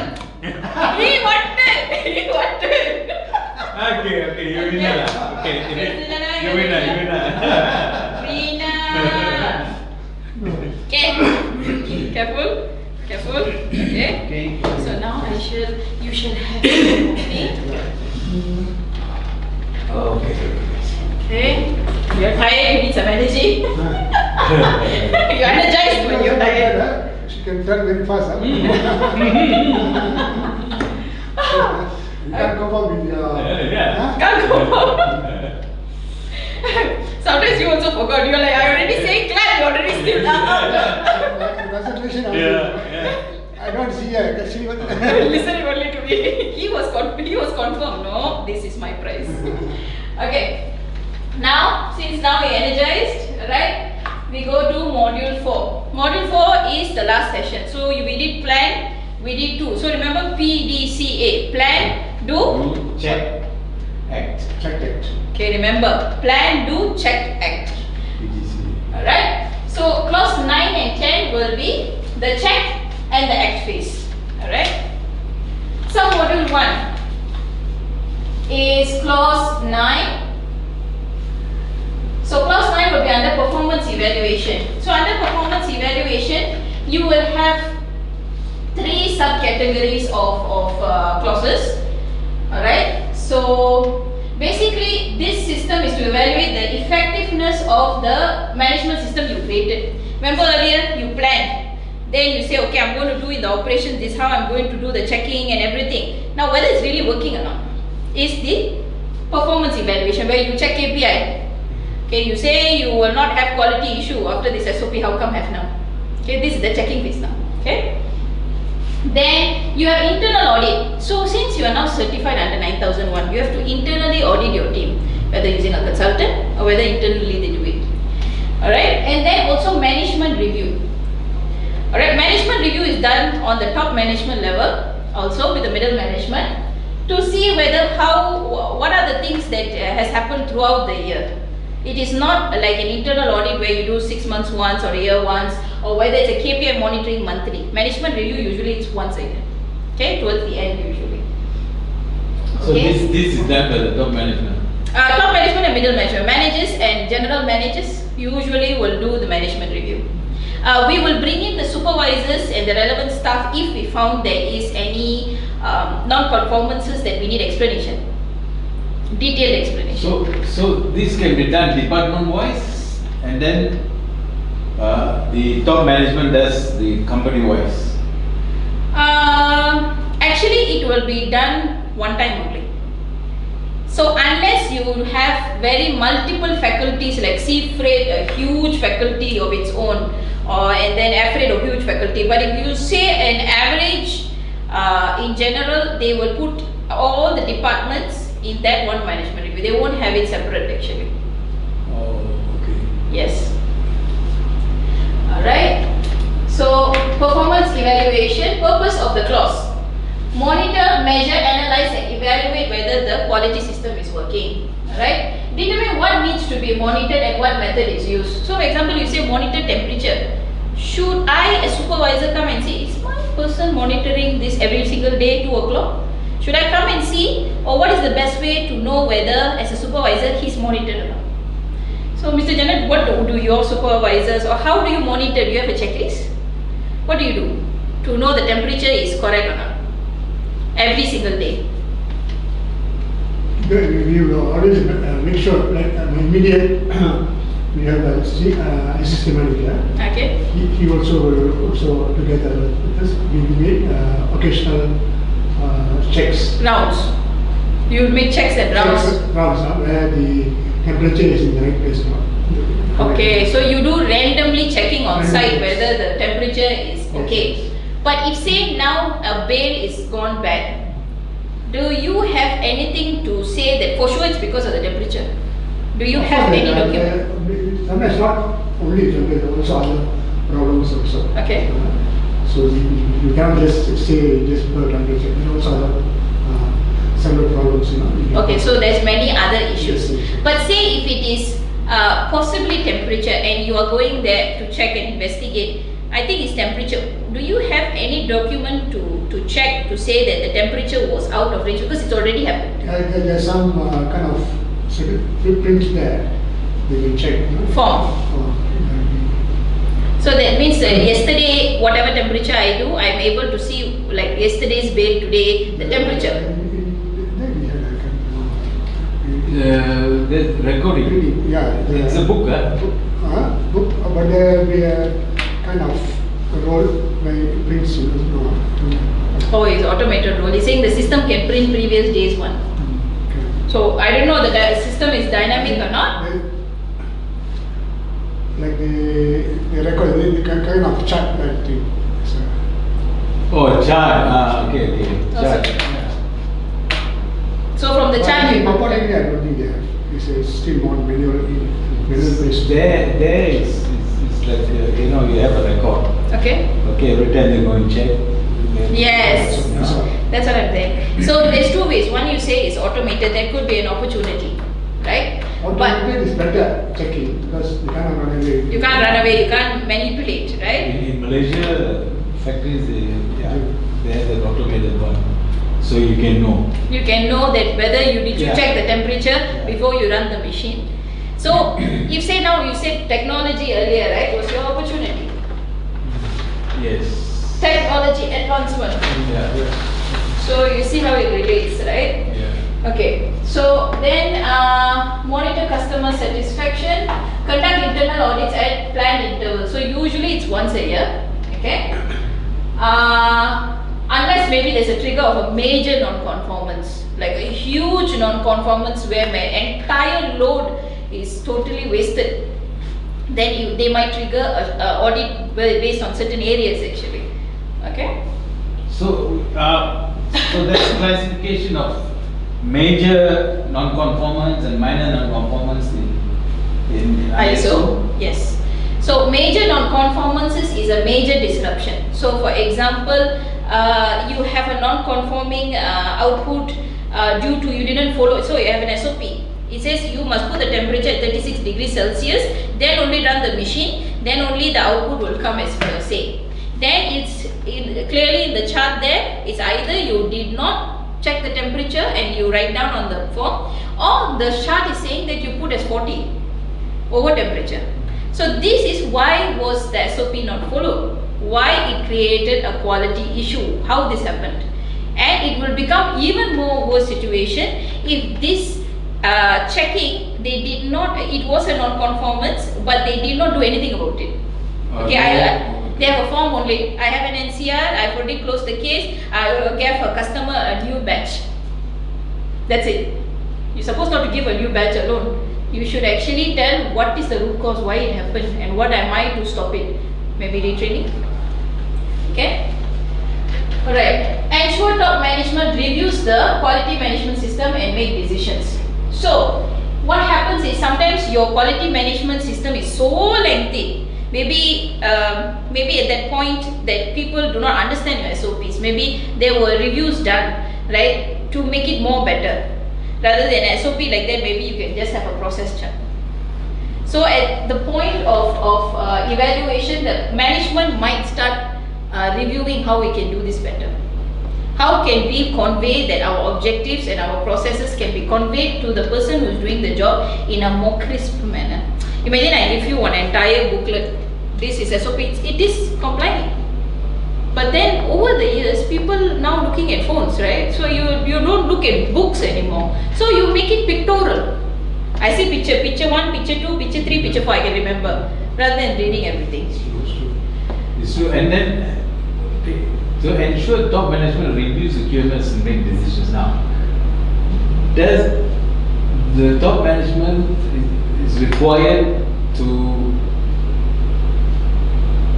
how do I say it, publish their quality policy or something like that and put up, displayed in the offices and elsewhere? Yes, that will be during the leadership wise. So the leadership phase earlier, what we mentioned is the leaders supposed to have a policy. That's why you're asking about the policy, because earlier we saw was leaders supposed to develop policies and give objectives. This is what I want in quality. But important also, the leadership is to communicate. If there is no communication, the failure will be more on the leadership side. Leadership can be the supervisory side, manager side, or even the top management, depending on the root cause analysis. Right. So if we want to have some breakdown on that. Yeah. Sometimes top to bottom breakdown is there. So that is also not a problem. Yes. So that is why leadership is a major component. So last time people would say that quality is only people at the floor, quality is only the manager, quality is only the supervisor. No, quality is actually top to down actually. So they should actually create the policies and the objectives and communicate it down. And everybody down the line, in the pyramid, they are aware. Yes. What is the policy and what is the objective? Okay? Yes. And that will develop the culture. Yes. In the throughout the organization. Yes. So it's basically a culture. So it should be a culture point where when you ask the staff, can I adjust this temperature to 40 whenever I feel that I think it's necessary? But then if the person says, no, I need to ask my supervisor because the SOP says only 36, I cannot go beyond that. That means that the person knows his job, he knows because the people from the top is communicated it to him. But if he says, I'm not sure, sometimes my boss will say 36, sometimes we also try 40, that means there was no communication of the working instruction, top to down. I heard from some people that the 2015 version of the ISO 9001, the focus is from the top, from the leader down. Yes. What was the difference between the 2008 and 2015? Is this a major difference? It's part of the differences. It's a part of the major transition actually. Leadership, yes, leadership and risk assessment and and improvement are three major key points of changes in 2015 version. Okay. Yes, it is no more. Last time, if you see previously, they will say the QC has a problem, the QC controller has a problem, the QC manager has a problem. So nobody looks on the top to Top bottom. management, yeah. Because the top management, when they say only, everybody synchronizes. If only a QC manager says, QC manager discipline master lah. They only see that person is creating an issue. Responsibility got heavy on the top man. Yes. Correct. It's not also fair. Is it fair? Well, if you look at your boss doing, we are like a ducklings, right? So if we look at our boss doing something right, usually we will tend to follow what our boss does. True, yeah. It's leadership by example, you know. But then they should not break it. I mean, when they have the first discussion, whatever, but we must put all of them together. Then what they say, only limited people can go for that. Oh, management review. Okay, because management review, they need certain skill level in order to do, like for example, SWOT analysis and all that. Not everybody can do, because your managerial level, it was easy for you to adapt. That's a skill set. So management level will create, but then you have people who are, like for example, if I'm a supervisor, who's my manager, not my direct manager, not my big boss director, it is my manager. So communication from the top management should go to the next level lines. So that is what it meant. It's not directly from the director to the ground level. The director directs the next person and next person comes in. But this is observed by the employee. How come suddenly policy? Because boss asked to put policy. Why the policy suddenly is important? Something like that. So they say, oh, the big boss feels that this place needs to follow this. So that's why they will say, no, I think I better ask my boss. So something like that, okay? Alright, so the sub-process we have is 3: monitoring, measurement, analysis and evaluation. So then next is internal audit and then management review. So we go in depth. Under monitoring, measurement, analysis and evaluation, there are 3 subcategories. Okay. General, what I must monitor. Should I monitor every single thing in the company? I got no time to do work already. Okay. So you must determine what to monitor. For people who say critical control points. So if you have 10 steps in your process in order to bring the bale rubber, the manager and the supervisor should sit and figure out which are the risk points that if they make a mistake in these points only, the rubber is going bad. Other points and all that, nothing happening. So those risk factor, which part to monitor should be determined. That will be under clause general. Okay. And when should it be done? So after doing the bale of rubber, you cannot do the temperature. You do the temperature, then only do the bale rubber. So when should you do the monitoring and when it should be done, the changes, right? And evaluate the result. So now you tell, please put the temperature 36 and then run the bale. Then I just leave and go. Cannot be. So my job is, because I know out of the 10 processes, 3 processes is important. One of which is the temperature.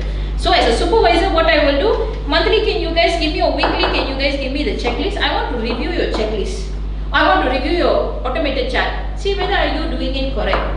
So come and check. Like you say, sometimes I do as a manager. It's maybe not my direct job, but I will do rounds to see whether temperature is correct or not. Random checking. Okay. All right. So red flag: data collected but never analyzed. So maybe if say now as an auditor I come in and I say, where is the data for this particular bale that is already gone bad for 2-3 times. I see the data, but then I will ask them, so Mr. Jana, you did what about it? No, it just happened, so we compensated. So that's a red flag. You must have, like, you must be able to tell me that, no Geeta, actually we analyzed what was the problem. Maybe the temperature meter was gone off. Or maybe there was a training needed, we retrained. So now we don't have an issue. So that's how you're supposed to answer the auditor. It's okay that there was an NC, even though yes, it's bad to say that, but mistakes do happen. There's no 100%, right? So when the mistake happened, you should not repeat it. That's the main concept here. Okay. All right. Customer satisfaction. Monitor customers' perception and whether their needs are met. So here is the part where, if say for example as an auditor, I come in and I say, okay, is there any feedback from your customers that you can show me?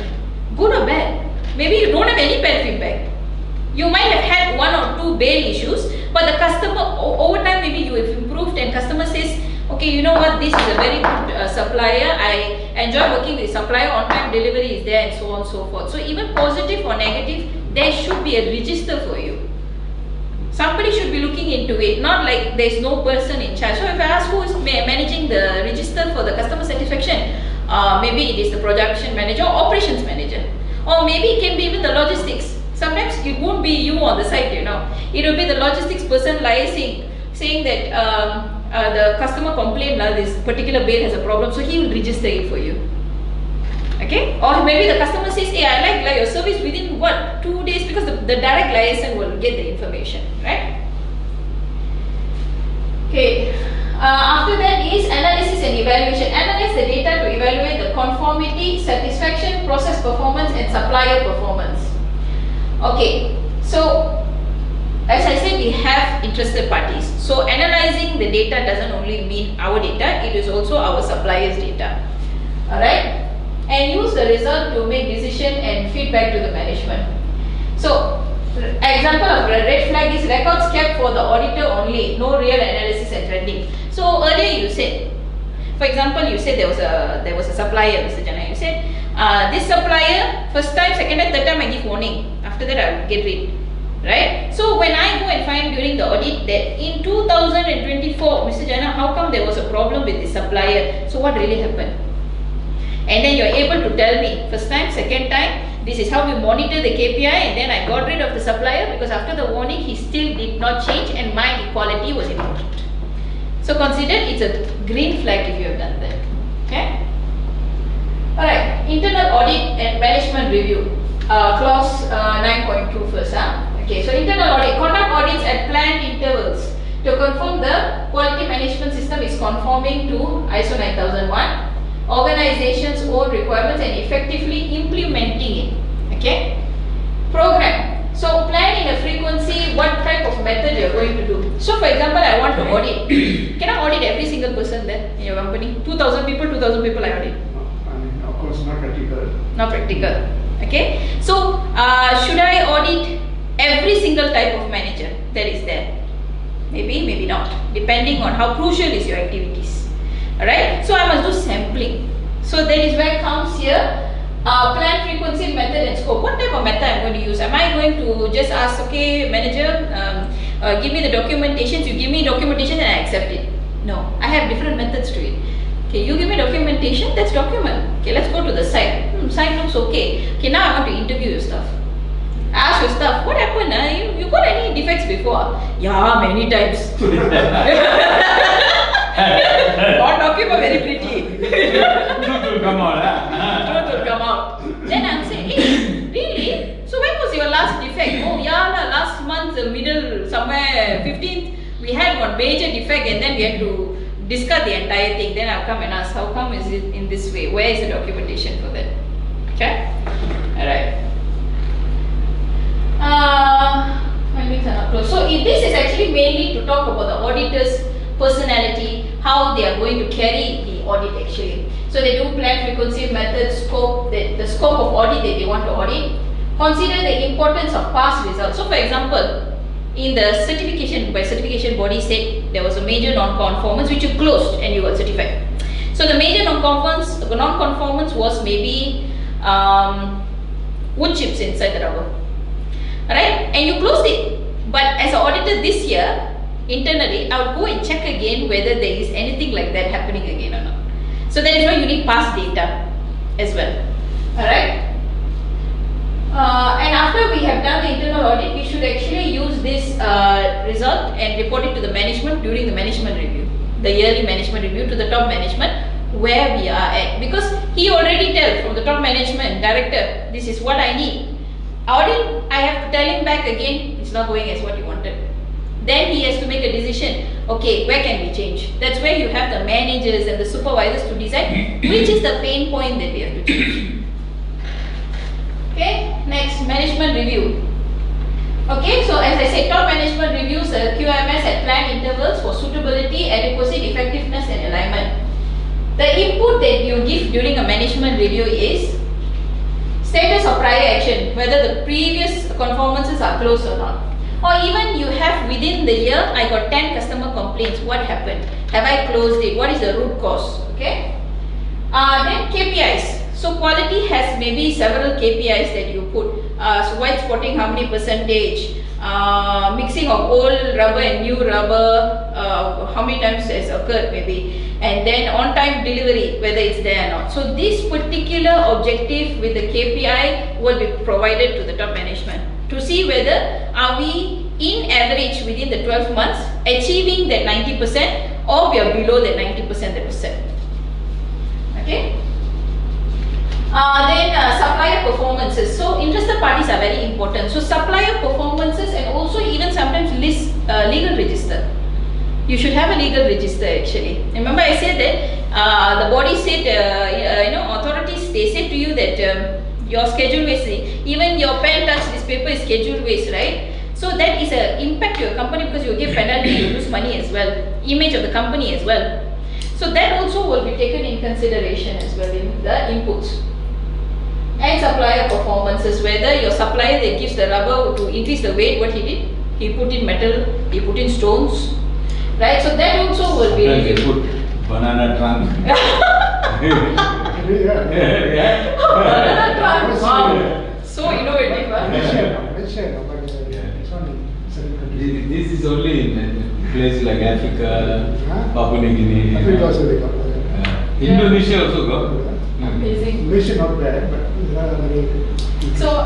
So during the management review, we give all this input. Then during the output, what will happen? Then decision will be made. Okay, what can we change? If there's change, there must be action plan, and that's it. Action plan, you must have a person in charge. So for example, bale of rubber, white spotting, the SOP is not working, not clear. Mr. Jana, person in charge. When you can finish it, they'll discuss in the management review. Okay, they cannot say, Mr. Jana finish within 1 day. Not fair. So they will say, okay, you tell me how long can we take? Is it reasonable? Okay, 1 month you give me. I will set up everything, I will do the training, and then we can review it together in a meeting. So all those minutes also should be captured. Okay? Alright, red flag. Minutes show attendance only, no data, no decision, no action. So it shows that if you do a management review, okay, yes, I've done management review, this was the agenda, this was the attendance list, and yes, we have done it.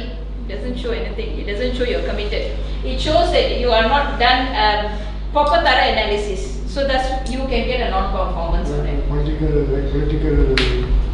Yeah, basically no commitment from every manager, right from top management to all levels of management. There's no commitment.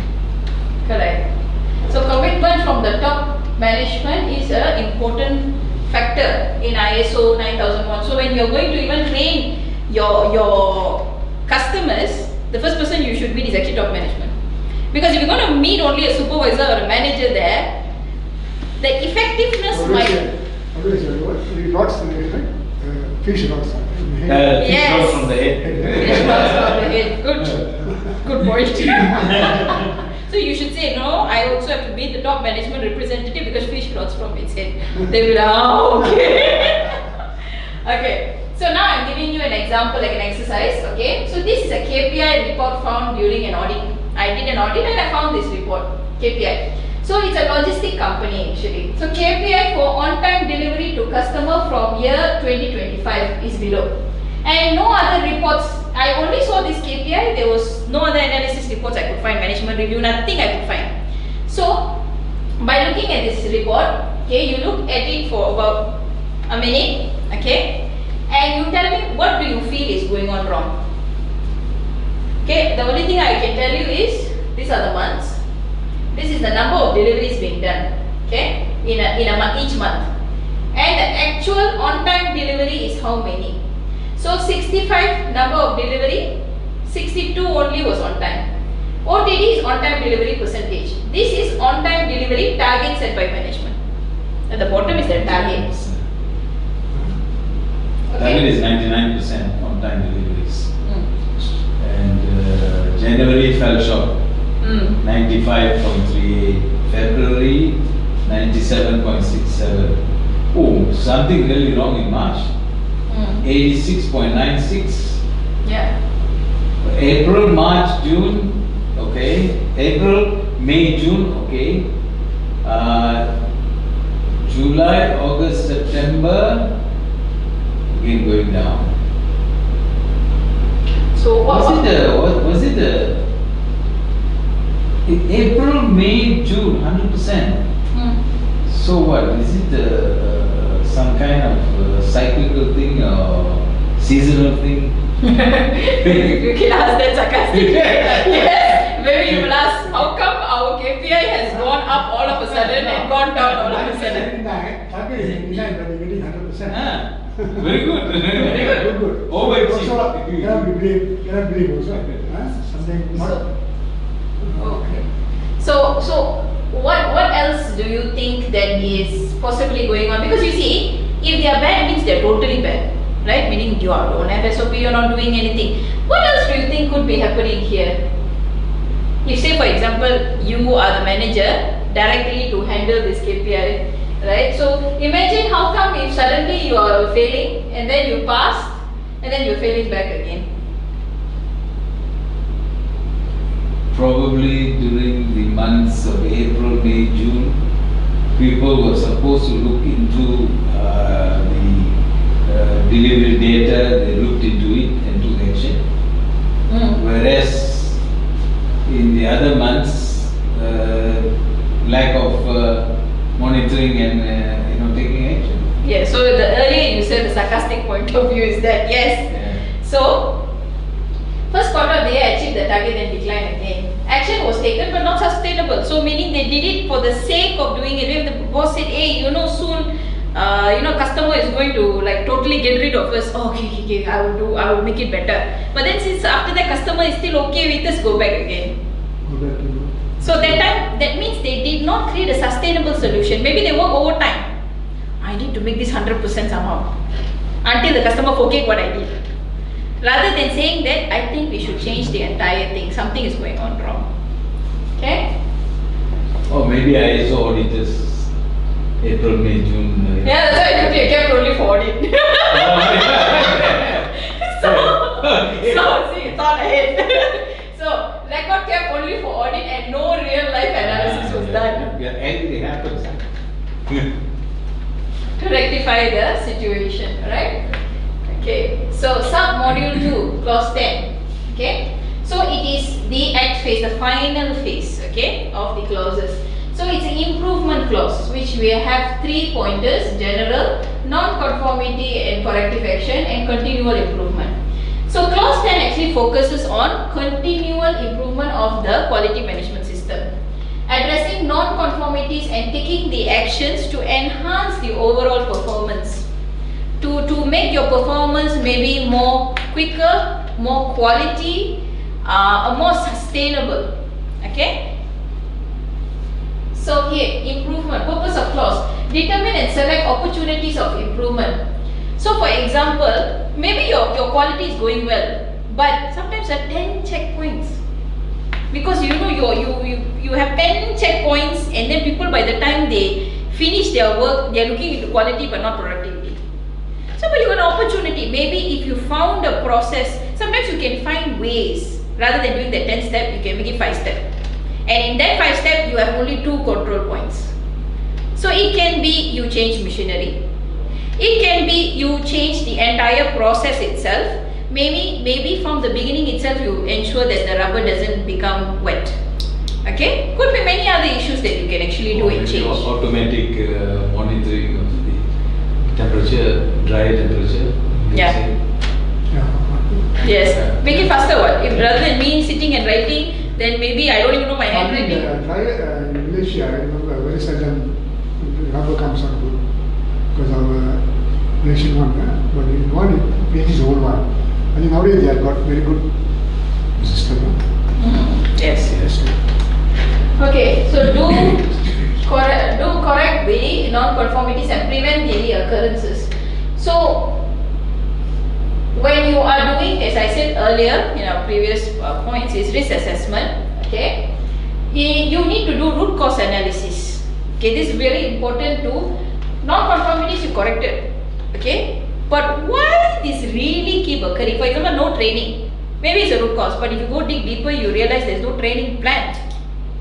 Yeah, I train now. Your problem, I train. But you dig deeper, then you realize that HR should be holding, or the operation manager should be holding a training plan, stating where, okay, these particular training must have refresher. Every training should have a refresher. Maybe it depends for you. Maybe it's a simple training, you can do 2 years once, but usually people do annual retraining. Any organization will do it. This number of trainings and targeted employees for training will come under the KPI of the HR manager. It should come under the KPI of HR manager and at the same time operations manager, because they should be working together. Alright, okay, yes. Understood. Okay? Alright. So continually improve the suitability, adequacy and effectiveness of the QMS. So in the general part, it says select improvement opportunities to meet the requirements, enhance satisfaction and improve the QMS performance. So in this, right, improvement is not something that you say, oh, I improved verbally.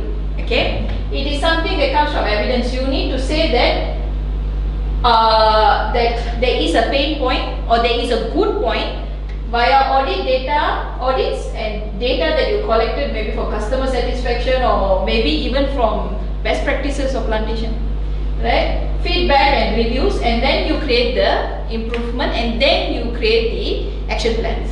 Okay? Red flag, no improvement action despite of recurring problems. It will be a red flag.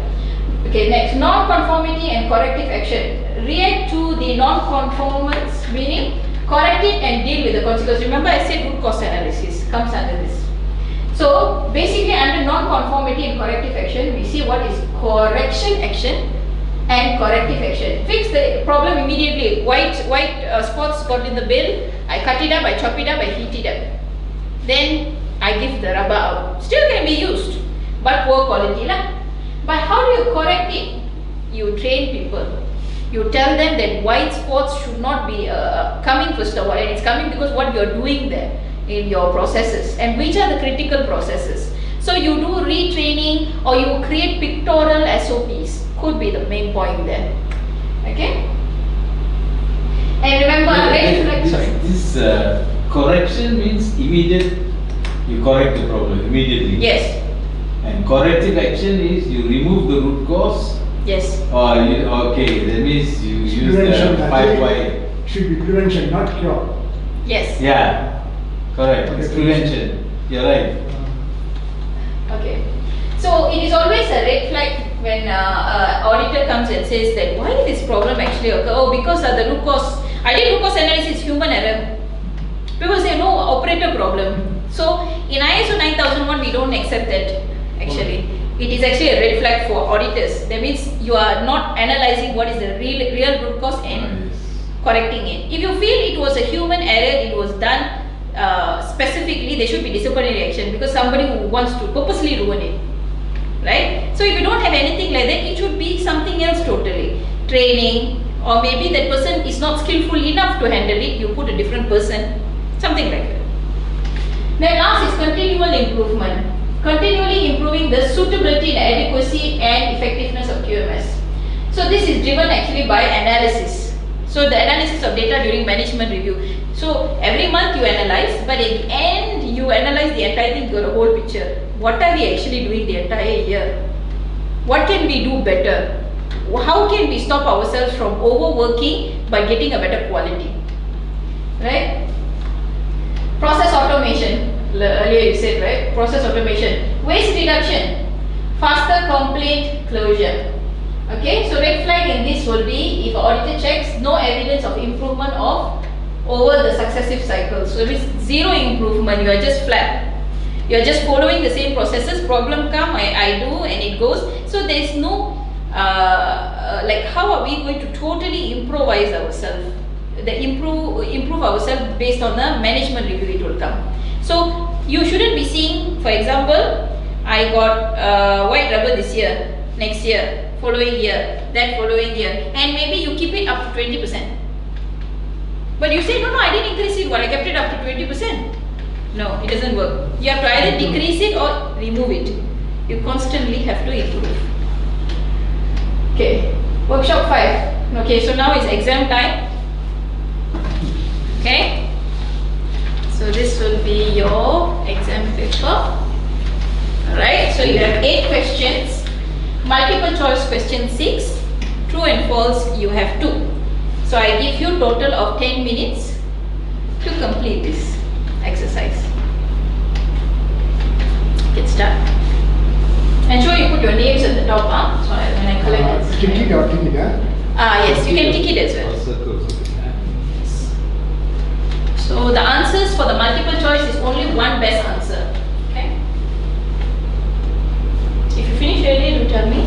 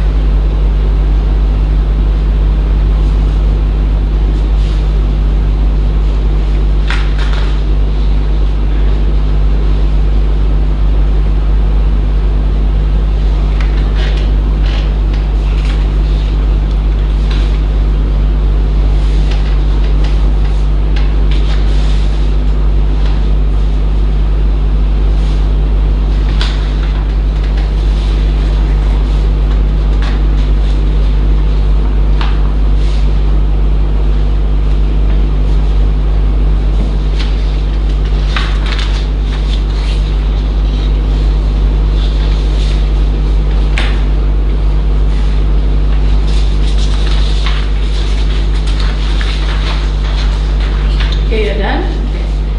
Mr. Raja has left.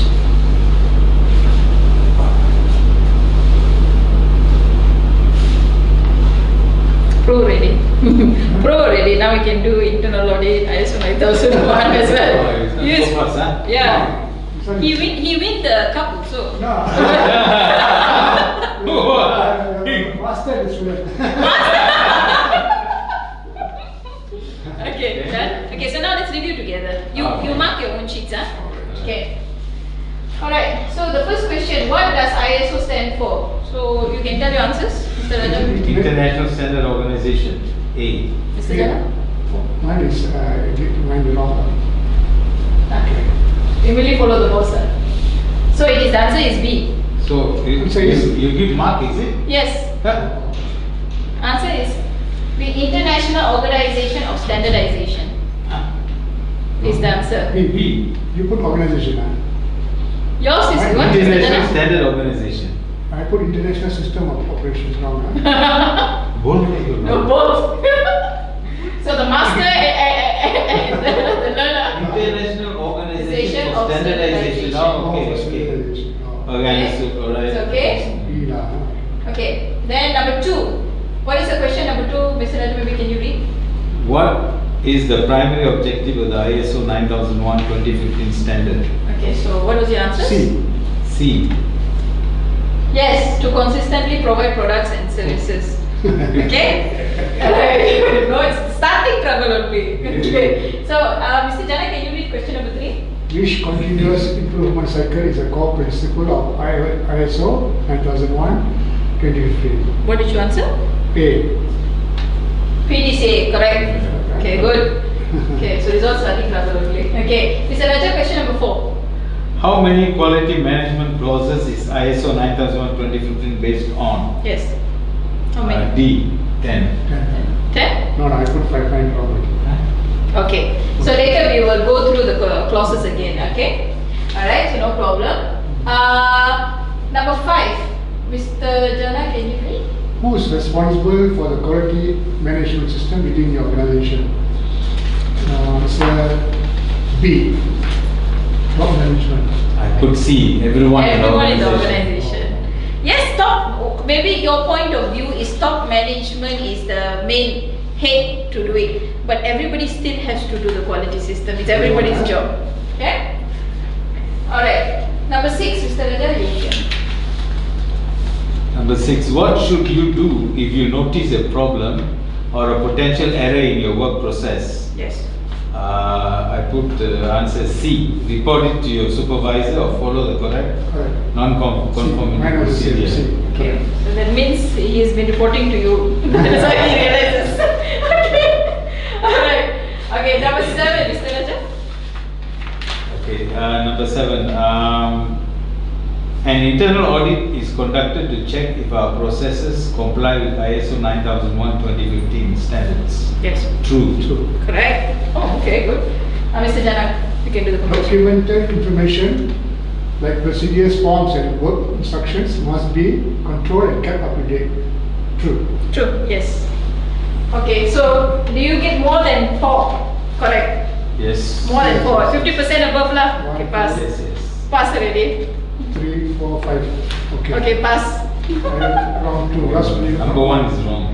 It's okay. So, It's very tricky, and this one, International Standard Organization and International Organization for Standardization. Yes, it's tricky. It was a tricky question. lucky the master English is student.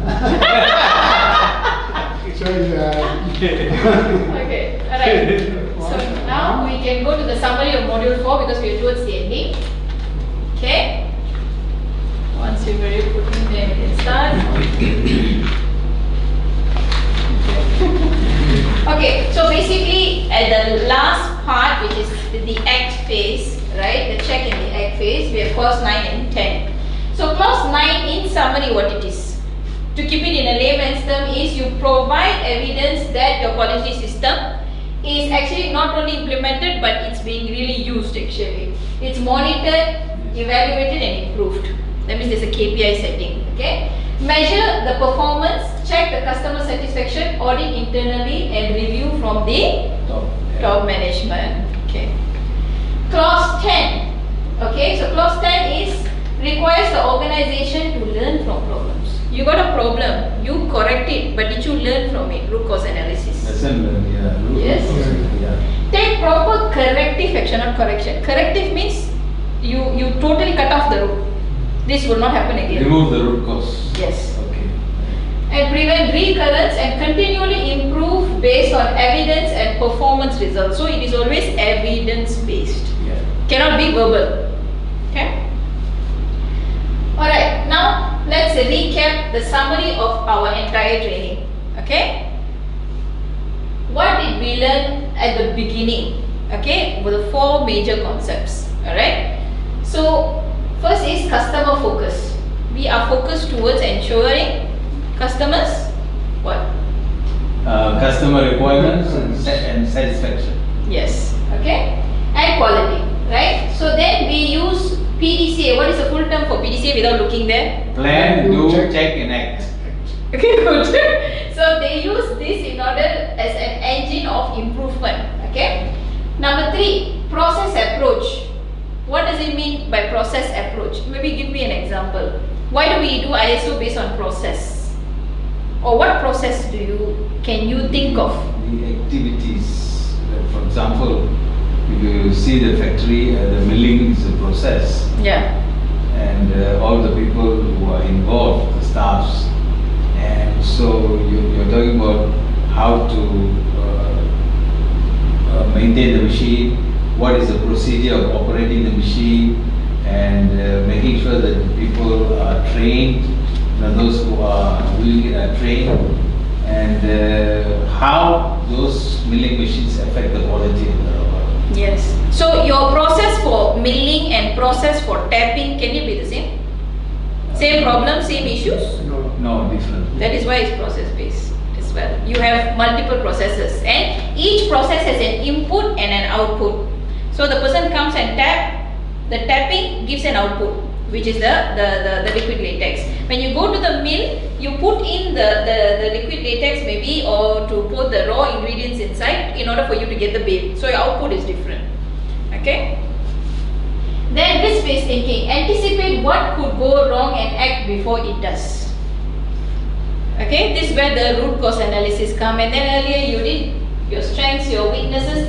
So because you already did your weaknesses, you don't need to wait before some problem happens. So you already know it's labor intensive. So do you only keep 10 staff trained? And then maybe you don't keep an extra 20, maybe you can keep an extra 20 staff trained on the other side. And if these 10 people have problem, you can put in these people because they are trained. Yeah, So because you it's did this true. analysis. It's true, implementation, what we do, implementations with factories. We will also train from time to time the tappers and field workers in the factory, so that if there is, the need arises, then we will just put these people in there Mhm. so that the process continues, production continues. Correct. We do that. Yes. So usually even that's called succession planning also in if you talk management term. So usually if you're a supervisor level, you have a manager above you, you will be trained by your manager in order to take up the role in case suddenly he goes sick or he suddenly has to be transferred, or maybe they will put you up as the next person who knows that information and skill. Okay? Alright. Okay, now quick recap. So the first module when we learned was this, okay? And also we learned how to do the certification. So how a company gets a certification. You do a gap analysis, okay? Then after that you will do the documentation required. You'll run your internal audit and management review. After that, who comes in? After you set up everything, who comes in to check? The certifying auditor. Yes, the certification body comes to do an audit. Now you audit and then you already got a certificate. What happens after that? Can you just leave your certificate, or what will happen after that? We have to Remember, you have to ensure work. that we Continue to ensure that quality is what has been certified and what we have said we are doing is reflected on the ground, on the Okay. floor. Correct, because you will be re-audited during the surveillance audit. Correct. That is why you have to do continuously, Surveillance audit is once a year, right? Annual. annually, after you got certified. And recertification is 3 years. Yes, the air before. Third year, right? Yes, certification every 3 years. yes, the cycle. Okay. Alright, so now quick recap of what we learned today. Context, so context of organization was clause number 4, and in which we decide what scope are we going to actually do our audits on. That means I was rating our company for what scope for ISO 9001 audit preparation. Okay. In that also we will need to do interested party register. So who is your interested parties again? Give me some samples. All stakeholders, so Like who? smallholders who supply rubber to us, Some more? our own tappers, Some more?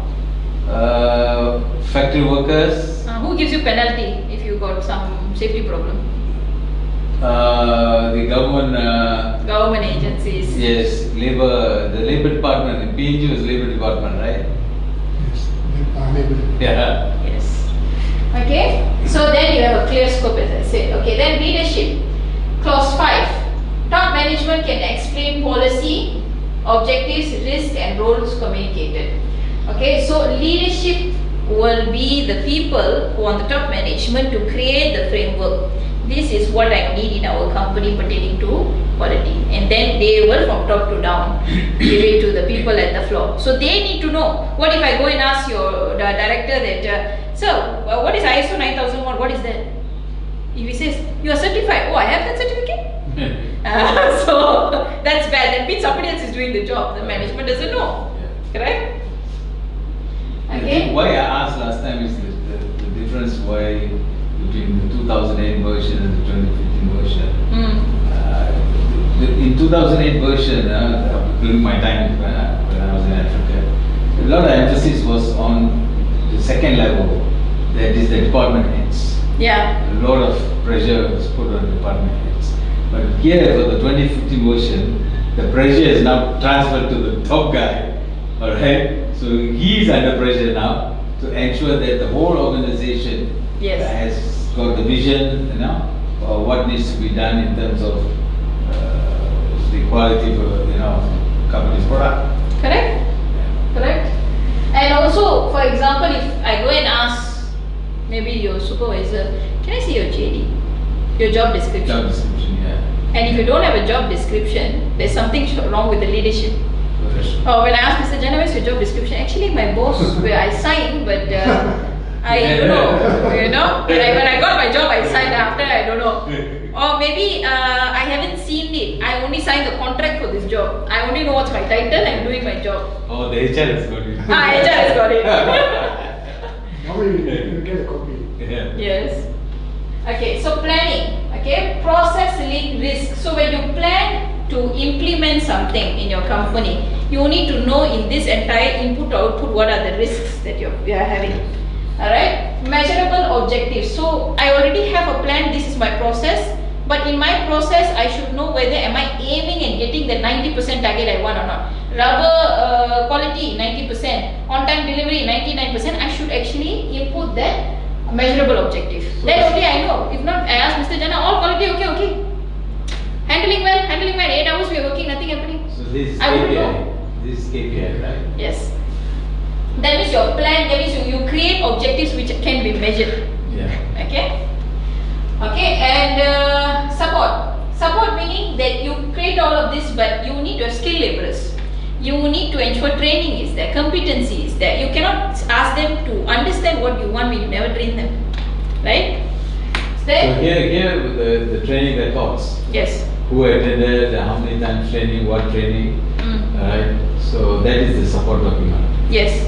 And not only that, for example, calibration. So for example, now you say you got a weighing machine. 10 kilos of rubber is coming or 10 tons of rubber is coming from your supplier. If your weighing machine is not calibrated, as a management, I don't allow the calibration to happen. What will happen is that you might give a wrong weight. Right? So calibration must be there, control documentations must be there, and awareness and communication must be there. Under operations, contract review. So when you have a contract with your supplier, you must ensure that you review the contract with them, ensure that their quality is on point. And supplier control, like you said earlier, if I have a supplier that's non-conforming, I ensure I check on them. I give them a KPI. Can you have on-time delivery? Say for example, you have your own trucking in your company. You do on-time delivery to the customer, 99% okay.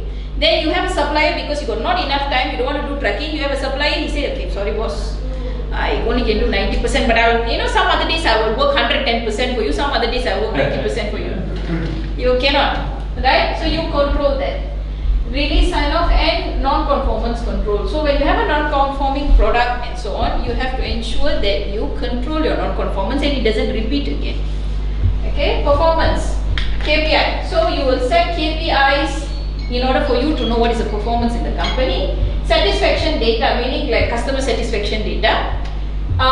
Real audits, meaning we conduct internal audits. Management reviews. Okay, and improvement clause 10 that we learned was root cause analysis. Don't kill it from the top. That means from the top of the plant, the leaf, right? You have to kill it from the root so that it doesn't have occur again, right? Okay, so quick recap. Another one is that, as I said, ISO 9001, there is the legal part of it. So you need to have interested parties. For example, fire certificate, certificate of fitness of your building. So this, of course, doesn't relate directly to ISO 9001, but it's your interested parties, because people come and say, no, I'm closing your shop, closing your activities until further notice because you don't have any permit. I'm sorry, I can't allow you to do. So it affects your quality, right? So you have construction. So these are some sample laws that usually they abide to. Okay, like DOSH, environmental. When you have wastage, right? Definitely you'll have some water wastage from the rubber factory. And other common requirements is like the BOMBA safety certificate, okay, certificate of fitness. Okay, so quick recap also. Okay, so as an auditor, sometimes, as I said, we go and check whether if you have chemicals as well. So you must have a safety data sheet. You cannot just simply keep any chemical there, right? Okay, schedule waste, whether you schedule waste and are you treating it or disposing it correctly. Okay, so now key takeaway messages that we have today's training is: context of your organization, your scope, and know your customers. Very important. Lead from the top. Plan risk and opportunities. Yes. Okay. Improve from the root. Source, yeah. Control your operations. Don't allow them to say that yes, boss, I have done it, but ensure there is controls in place. Okay. Measure and audit and review whether your entire system is working or not. Okay. So that's all for my training today. Any questions that you have? Yeah, just something to add. As you said, the clause 1 to 3, 1, 2 and 3, they are not auditable, right? Yeah. So in this program now what we learned is the total focus and direction is set by the top management, Yes. right? Yeah. And everybody down the line need to understand the policy, the quality policy, and what is the company's Direction. direction. Correct. Yeah, we understand. Okay. Any other question, Mr. Jana? That's all. Okay. Alright, thank you very much. So, in case you need further training, this is my contact details. Thank you.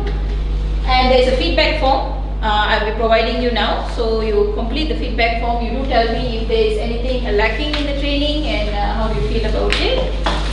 Okay. That's all for today. Registration now? Yeah. Yes, and also just see whether they have completed the. Thank you. So now is the closing of the training session. Okay. So It's all quick, huh? so once. Thank you. So what do you? What is your take back of today's training? While you're doing your feedback form, what is your take back of your today's training? I cannot Is get the practice. your feedback, meaning what is ISO for? What is your take-home message? Looks like this, the latest on ISO 15 is much improved version of the 21, is it? Yes, correct. Version, huh? Yes. And what do you think it helps you for your plantations, maybe? The way I look at it is 2015 version, the top management's commitment and input is very, very crucial to ensure that the certification is achieved and it's continually kept. You keep, you know, so you keep improving and keep getting every 3 years your recertification will be successful.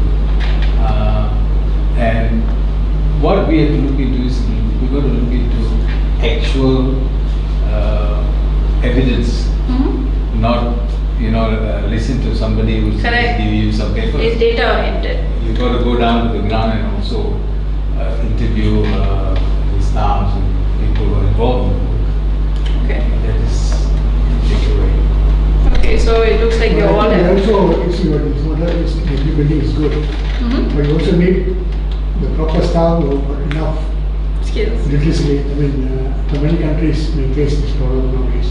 Yes. A lot of people are getting out of this industry.